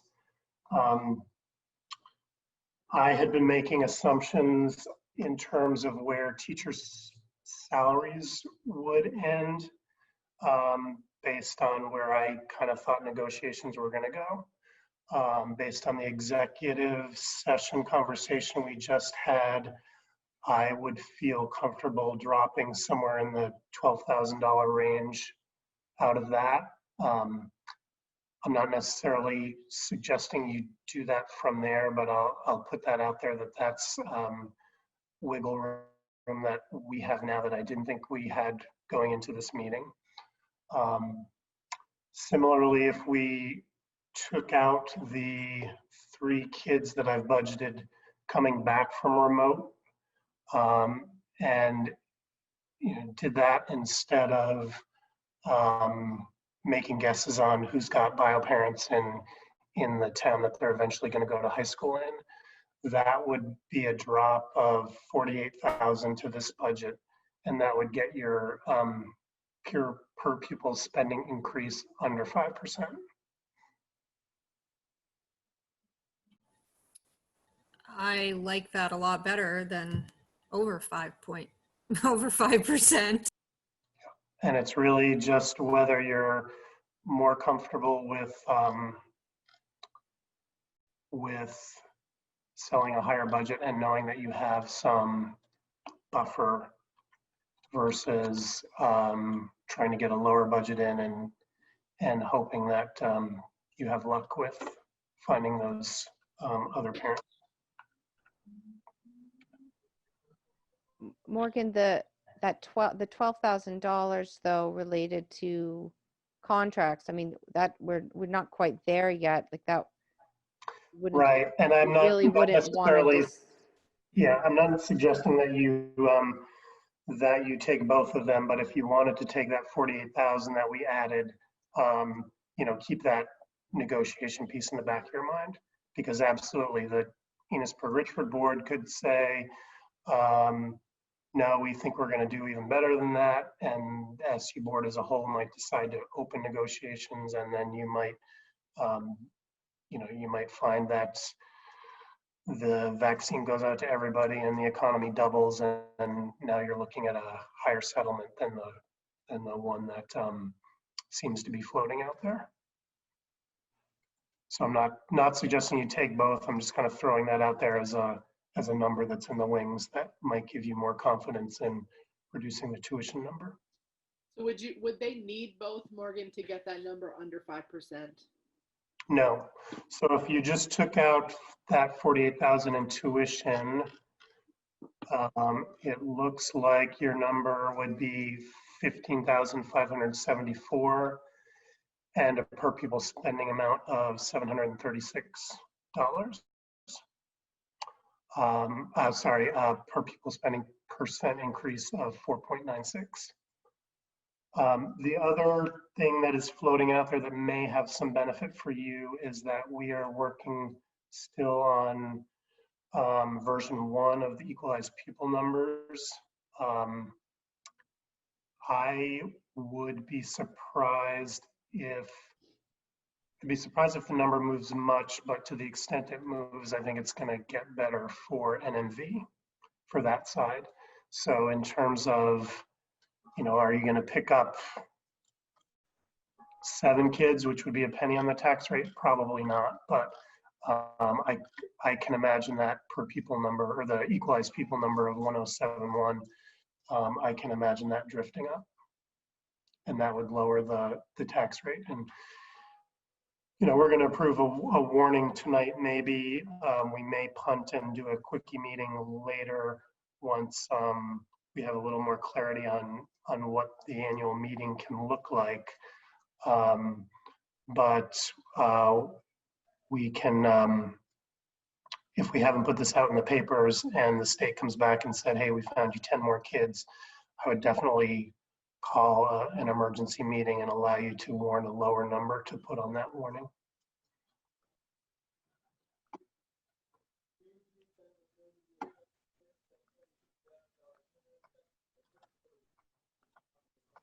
Well, I have to say, I psychologically like something below 5% a lot better. It does make me a little nervous about the high school kids. But 3 isn't necessarily the magnitude of what we're used to dealing with in terms of fluctuations. So maybe it would not cause that big of an issue if those 3 did show up back in our budget at some point. I just, like Mary, I can't think of where else would be an appropriate cut. I don't have any solutions to that. So maybe I would suggest that we do take out those 3 high school students. So my sense of the board is that you're not interested in talking about any sort of programmatic change to meet a budget number. Is that correct? Okay. Why don't we then switch to conversation that Lynn and I will do, and what I'm going to share now, if I have it somewhere, is your actual warning. So do you have a Word document back up now? Yes. So there was a law passed last year that allows municipal boards this year only to move all voting to Australian balloting. And this is what Sheldon and Bakersfield and Montgomery have done for the town meeting. My understanding is you are allowed by statute to do that for the school meeting.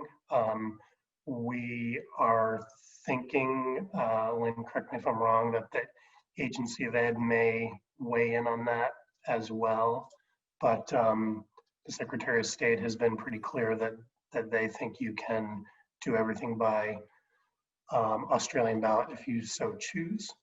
The two articles that you do every year from the floor are electing a moderator and electing a clerk. And so doing that by Australian ballot would mean that whoever wants to be the moderator for the ensuing year and whoever wants to be the district clerk would actually have to submit a petition and win by ballot on March 2nd. None of the other information that you really cover is done from the floor, other than those two things, and then non-binding business. So in the warning that you have up on the screen, the text in green is what I would put down on a warning if this was a normal year. The 2 Wednesdays before town meeting day, we would have an in-person meeting. This year we were scheduled to have it in Sheldon. And then we would lay out the business that we would conduct. And if you skip over the blue for now, it would be really to elect a moderator, to elect a clerk. We would discuss the board seats. We would discuss the budget. I am getting the sense that we're going to take this article out. This is the one that would reduce that use of fund balance. And if you took, let's say, 100,000 out of that and said we want to ask the voters to put that into a capital reserve fund, that would be almost an additional penny on the tax rate. So, and that would bump up that 4.9 whatever percent back up into the 5s. But it's your choice whether to include that one or not. Article 6 is one by statute that we have to put on there every year. Then Article 7 is one that I put on here that I feel like we should discuss. And really what it is doing is kind of codifying the fact that the second Wednesday before town meeting day is the day that you're going to have in-person meetings. Right now you are choosing that day yourselves because the voters have never weighed in on that. And your lawyers have some question on whether you really get that ability to do that or not. And so they were comfortable with you putting it out as an article. Morgan, shouldn't that read, shall the voters establish the second Wednesday, take out the 2? Yep. In Article 7. You are right.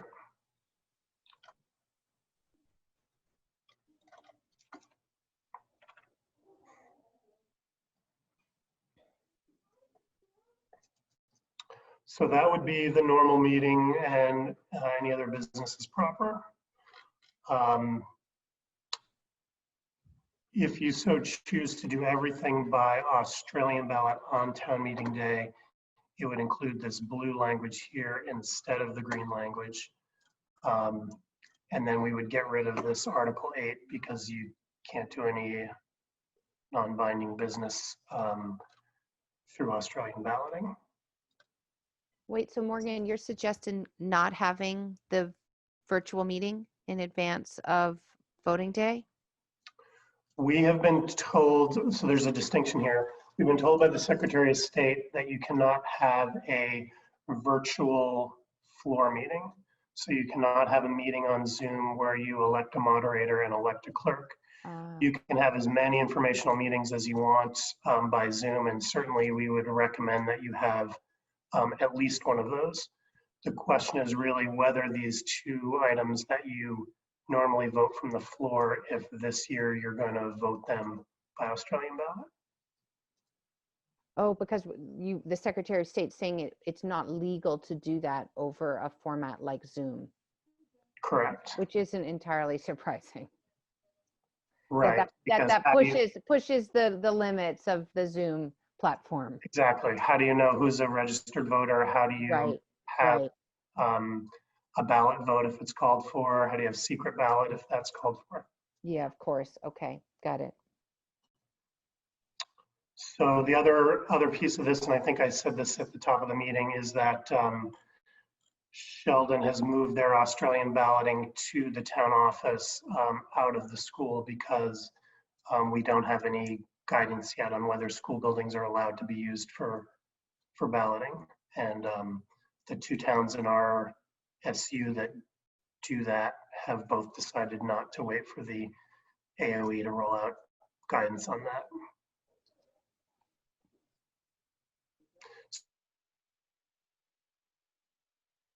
So Lynn, is there anything that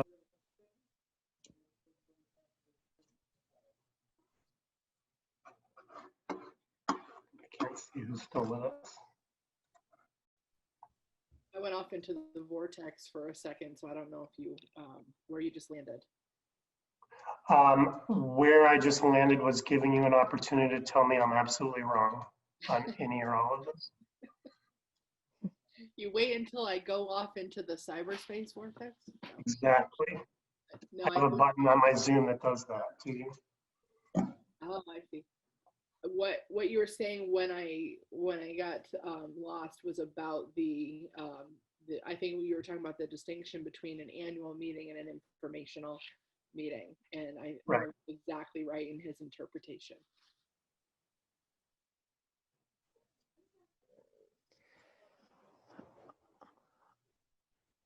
Well, I definitely want to go on record saying I'm pained a little at the budget, just as far as the numbers and the pain for the communities. I think that's where, I mean, I recognize that still we have really low per pupil spending. We deliver a really high quality of education for what we spend, but it does pain me because I know a lot of people in our communities are really hurting right now. And so I don't know. I mean, these are these challenges of the times.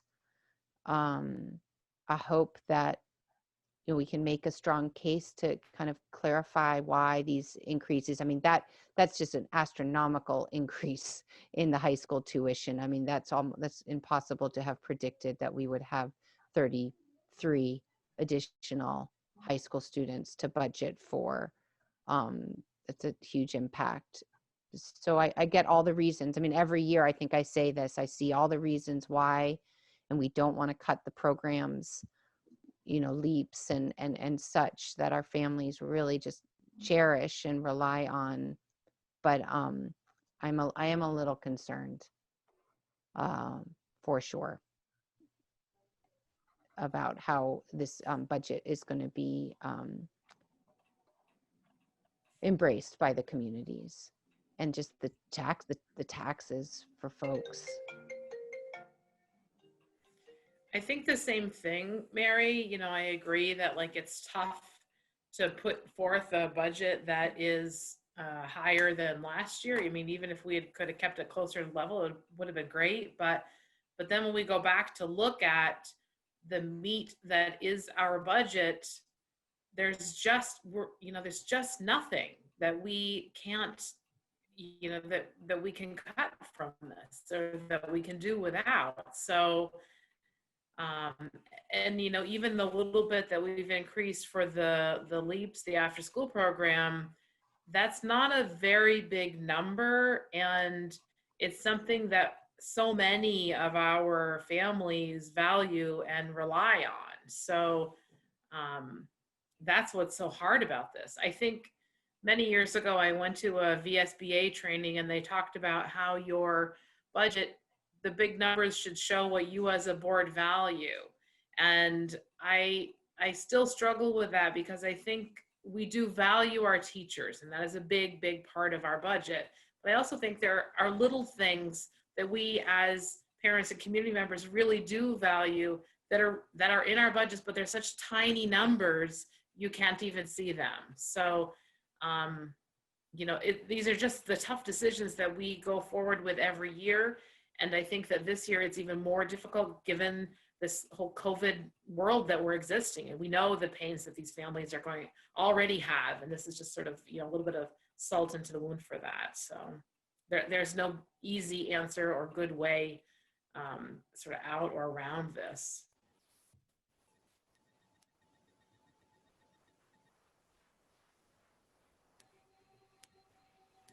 Morgan, can you just speak a little bit more? You had mentioned something about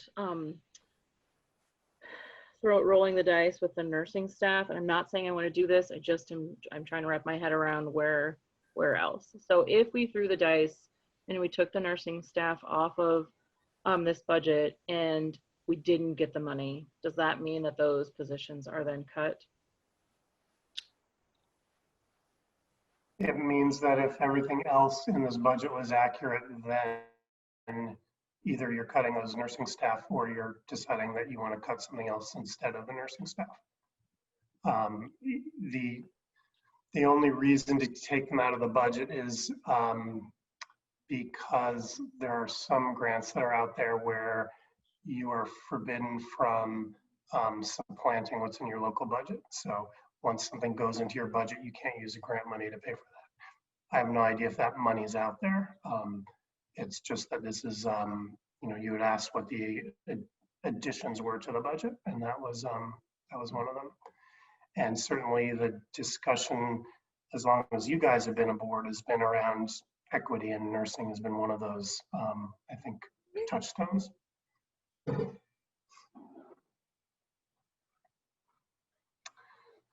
So just to kind of cycle back to the bigger picture, as I see it, there are 3 decisions that need to be made sort of all at the same time before you can approve a warning. And given the uncertainty that's out there, you've got 2 options with those 3 decisions. So the 3 decisions are whether you're going to do your moderator and clerk as an Australian ballot vote and give up on the chance that something is going to change and allow you to have a big in-person meeting for your annual meeting. Decision number 2 is whether you want to take any of the money out of that unreserved fund balance and ask the voters to put it into a capital reserve fund. And that would increase your per pupil spending and the percentage increase. It's something that's not automatic, and if the voters vote your budget up and vote the capital reserve down, they're voting themselves a slightly lower tax rate, but that's a hard nuance to get across to people. And then the third item is what the bottom line is in terms of spending. So whether you're going with the number that you saw in your packet earlier, whether we're taking out 48,000 for tuition, or whether we're going to a different number entirely, either up or down. So those are the 3 decisions. You could warn a budget and direct direct Jean Marie to sign the warning on your behalf, and then we can sort of sit and watch. And if some great news comes in terms of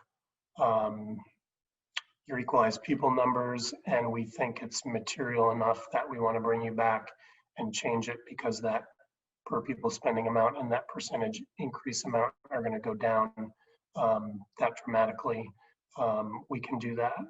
We could also, you could say you're not ready to make a decision on any of this tonight and schedule a special meeting sometime in the next couple of weeks, but we need to do this before we get too deep into the January 20-somethings.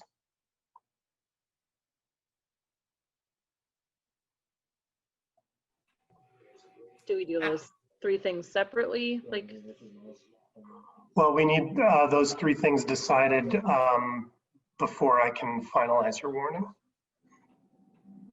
They're three separate decisions, and so if you're not ready to make one of them tonight, we can easily punt on the other 2. And if you want to kind of do a contingency one tonight and leave the option open to pull something together last minute, we can do that as well. I mean, I personally think we can do at least the first 2. I just can't imagine, 1, doing anything in person right now, but 2, asking to put even a small chunk of money away in a capital reserve, even though I know it's good, but then to say you're gonna have a 5% increase with taxes going up, that it just does not feel right to do that. So that's where I stand on those two. I could come back for another special meeting to warn the budget, but I not sure on the third one, but that's where I stand on the first two. So I agree with Aaron that I'm losing my train of thought. I'm really sorry. That the putting money aside is always a great idea, but not when we're raising the budget this much. And I know we really have no say in teacher contracts, and this is kind of the elephant in the room that nobody wants to talk about, but it doesn't even feel right to be giving everybody an increase when so many people are out of work right now. I can hardly wrap my head around that, but I know we don't have a lot of control over that. And I'm thankful that we have our teachers and that they're doing a great job, but there are so many other people that are doing a great job that are not getting increases this year.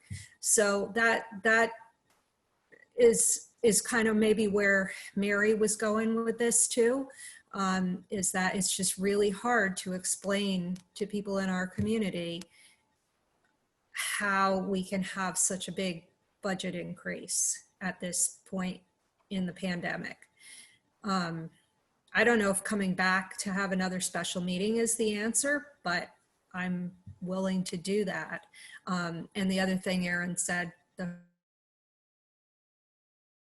first thing is I don't see a person for a long, long time. I mean, the legislature, we just voted today that we're not going to get in person until at least March 9th, if even then.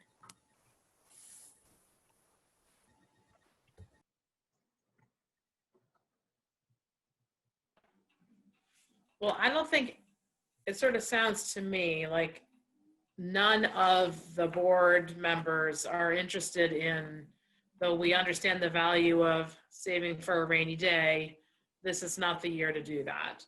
So I think, that decision's made.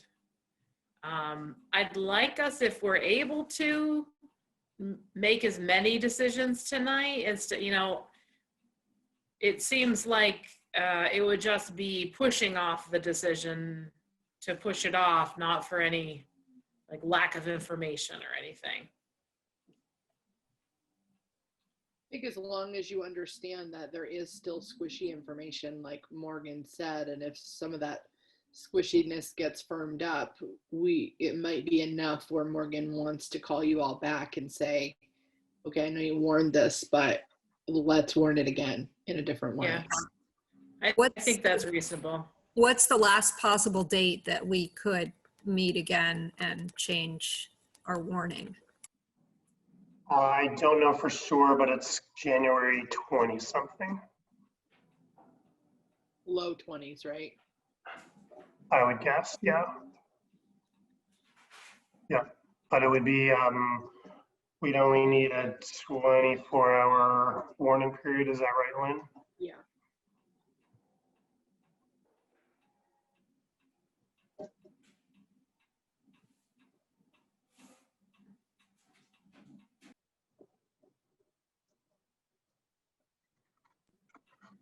Okay, so Morgan, there was a third one.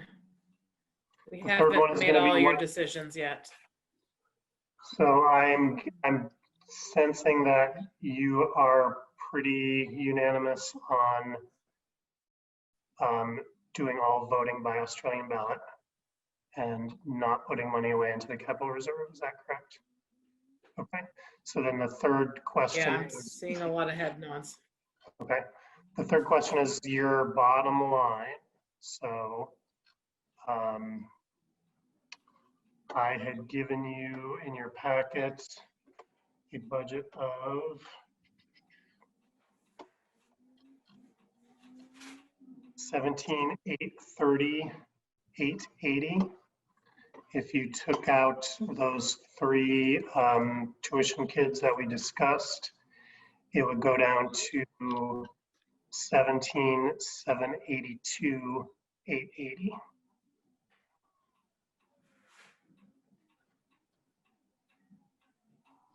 And the 17,882.80 would mean that the article on the warning would read, shall the voters of the district approve the school board to expend 17,882.880, which is the amount the school board has determined to be necessary for the ensuing fiscal year. It is estimated that this proposed budget, if approved, will result in education spending of $15,574 per equalized pupil. This projected spending per equalized pupil is 4.96% higher than spending for the current year. And do you have a dollar amount, what the difference is, what the increase is between last year's budget and this new proposed, like how many $1,000? 948,060.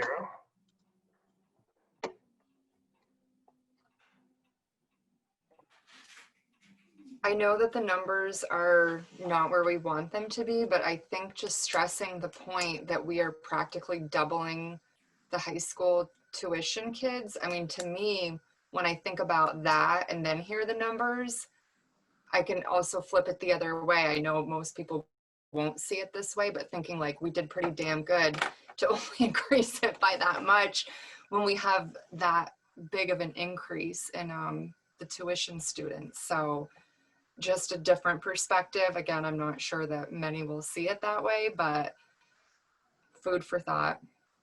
But that helps. That really does help, Kat. It will be helpful for you all as, you know, representatives in your communities, talk to your friends and neighbors and other people to make sure that they're understanding and seeing that as well. Because you can, it's like buying a new car. If you just look at the bottom line of the sticker price without seeing all the other pieces that are included, it can be shocking. So Morgan, from what Kat just said, am I correct in that $948,000, that at least $560,000 of that is the extra high school students? Your secondary tuition is up 386,240. How many extra high school students? Wasn't it 36? It is 36 more kids in 8th grade than in your senior class. So those are going up, but remember we're dropping 10th grade down, assuming that some of them are going to the tech center. So it's 300 and some odd thousand out of the 948 that's accounting for extra high school. Yeah.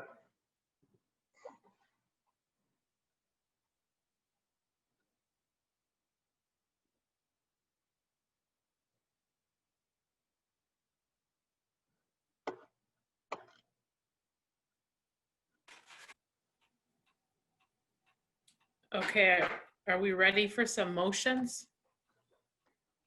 What do you think, Lisa? Yeah, I think that I don't even know that we could go any lower on this budget, because if we just take those high school students from the increase of 948,000, we've got like $600,000 that our budget has gone up since last year. That's not a big increase, right? I mean, that, when I think about the increases in other school districts, so I'm ready to make some motions. So the first motion that you'd need would Yeah, and across so many buildings, right? It's not. Yeah, so the total general fund is up 5.6%, just if you're looking at the expenses. And again, a little over a third of that is due to tuition.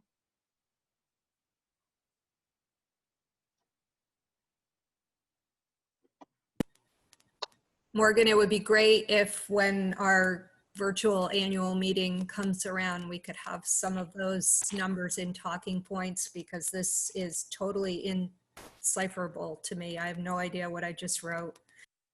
I was thinking about taking that week off. Is that kind of off the table? Nah, no. Jean Marie does all the talking anyway. Yeah, but it's on Zoom and she cuts out like she just did. Yeah, and I just only say what Morgan tells me to say, so. Yeah, for board members, whoever's got the best internet is going to be the one doing the speaking at this virtual informational meeting. Okay, so I just want to let everybody know that we have lost Mary. She had a family emergency she had to hop out for. But I think we're still good to move forward with the number of folks we have, right, Morgan? You still have 5, yes. Okay. A momentary panic there. I know. So can you word the motion for us?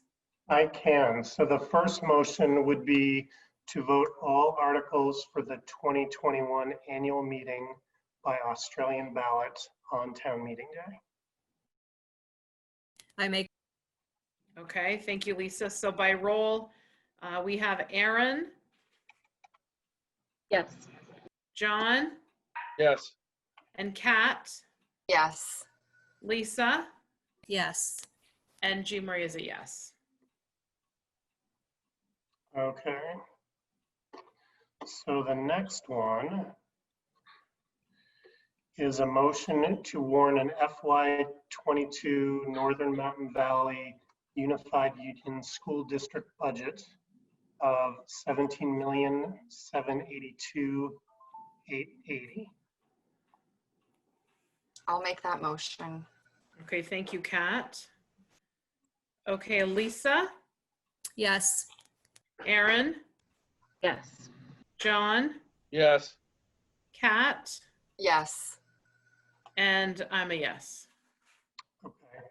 Then we have 2 motions that you don't really care about, but we're required to make, and that would be to set an elementary tuition rate and a secondary tuition rate. And you don't take any tuition kids, so it's not really relevant, but we have to do it anyway. And so it would be a motion to announce an FY22 elementary tuition rate of $14,930. Okay, who wants to make that motion? I can make that motion. Okay, thank you, Aaron. Lisa? Yes. John? Yes. Kat? Yes. Aaron? Yes. And Jean Marie is a yes. Who made the budget motion? I see that we lost Caroline, so I want to get that down correct. That was Kat. That was Kat. Okay. And then, so we also will need a motion to announce an FY22 secondary tuition rate of $14,930. Okay, who would like to make that motion? I'll make it. Thank you, Lisa. Aaron? Yes. John? Yes. Kat? Yes. Lisa? Yes. And me is a yes. I forgot who we all were for a second there. And the last one we need is a motion to direct Jean Marie Clark to approve and sign the Northern Mountain Valley Unified Union School District 2021 annual meeting warning. I'll make that motion. Thank you, Lisa. Kat? Yes. John? Yes. Aaron? Yes. Lisa? Yes. And I'm a yes. That's all I got. Thank you. And no time off, Morgan. You're with us for the duration. Nowhere to go anyway. Maybe April. You could take some time off then. Sounds good. Okay, back to my agenda. So for board business, do we have any future agenda items? Don't all talk at once. We have on your digital workforce capacity. Yeah, you asked me to bring something back from Dominic. Did I forward that to you by email? I don't remember. Is this the cell phone strategy? Yep. I'll tell you, how about I forward this to you, Jean Marie, and then we can bring it back the next time. Perfect. Our next meeting is on February 3rd. And I think that's it, unless anyone else has anything else. Aaron. We kind of keep, or had been, and then I kind of lost track of it, but we were going to talk about teacher, maybe putting teacher appreciation on February, maybe even March, but also just know we had talked about maybe streamlining end of the year retirement language thoughts, but it doesn't, I just want to keep it fresh in the mind that it doesn't have to be next time, but that we had talked about talking as a board about coming up with something that was equitable. Oh, like a retirement gift that's equal across the board. Is that what you're talking about? Yeah. Okay, gotcha. That's right. Good remembering. I know, because I was like, what is she talking about? It said February, and I'm like, my gosh, yeah, February, it seems just like we're almost done then. We're not, but it just feels like it. Yeah. Remind me when Teacher Appreciation Month, it wasn't at the, it's at the very end? It's in May. It's in May, yeah, okay. Mary was texting me today how easy she was able to order her school board appreciation darn tough socks and how it was such a nightmare when we did it.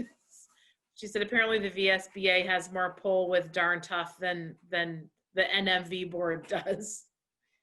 So I think this year, maybe even more than any other year, we need to show them how much we appreciate them. At this moment in time, I have like zero ideas on how we could do that.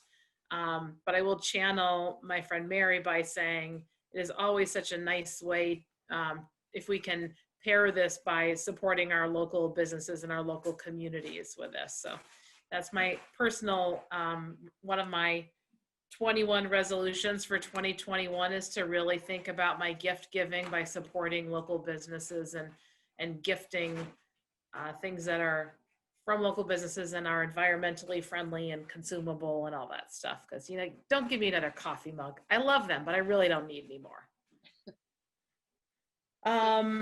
So yeah, let's, sorry. In February, is that what you're saying? Yeah, I think we should kick off both of those topics to February. Okay. And then now that we've gotten over this big budget hump. Can I just say something before we conclude here? Please. I started the meeting with this. I'm glad you brought up the darn tough sock piece. January is School Board Appreciation Month, and you guys are doing a fantastic job, as evidenced by the tough conversation you just had about putting forward a budget in support of our students and as respectful a budget as we could come up with for the taxpayers. So thank you for the work you're doing to support both the students and the staff in all of our NMV schools. So thank you, board members. We're happy to have you. Thanks. I do this just for the glory. And all the money, right? That's right. Okay, thank you all so much for taking some time out of your evening for another Zoom meeting, because I know that our lives are filled with them right now. So I appreciate the time and effort and that you bring your sense of humor to the table every time. I also want to thank Christy for the warm fireplace running in the back. I can see there. Thank you so much, everybody. Have a great evening, and we will see you on February 3rd, if not sooner.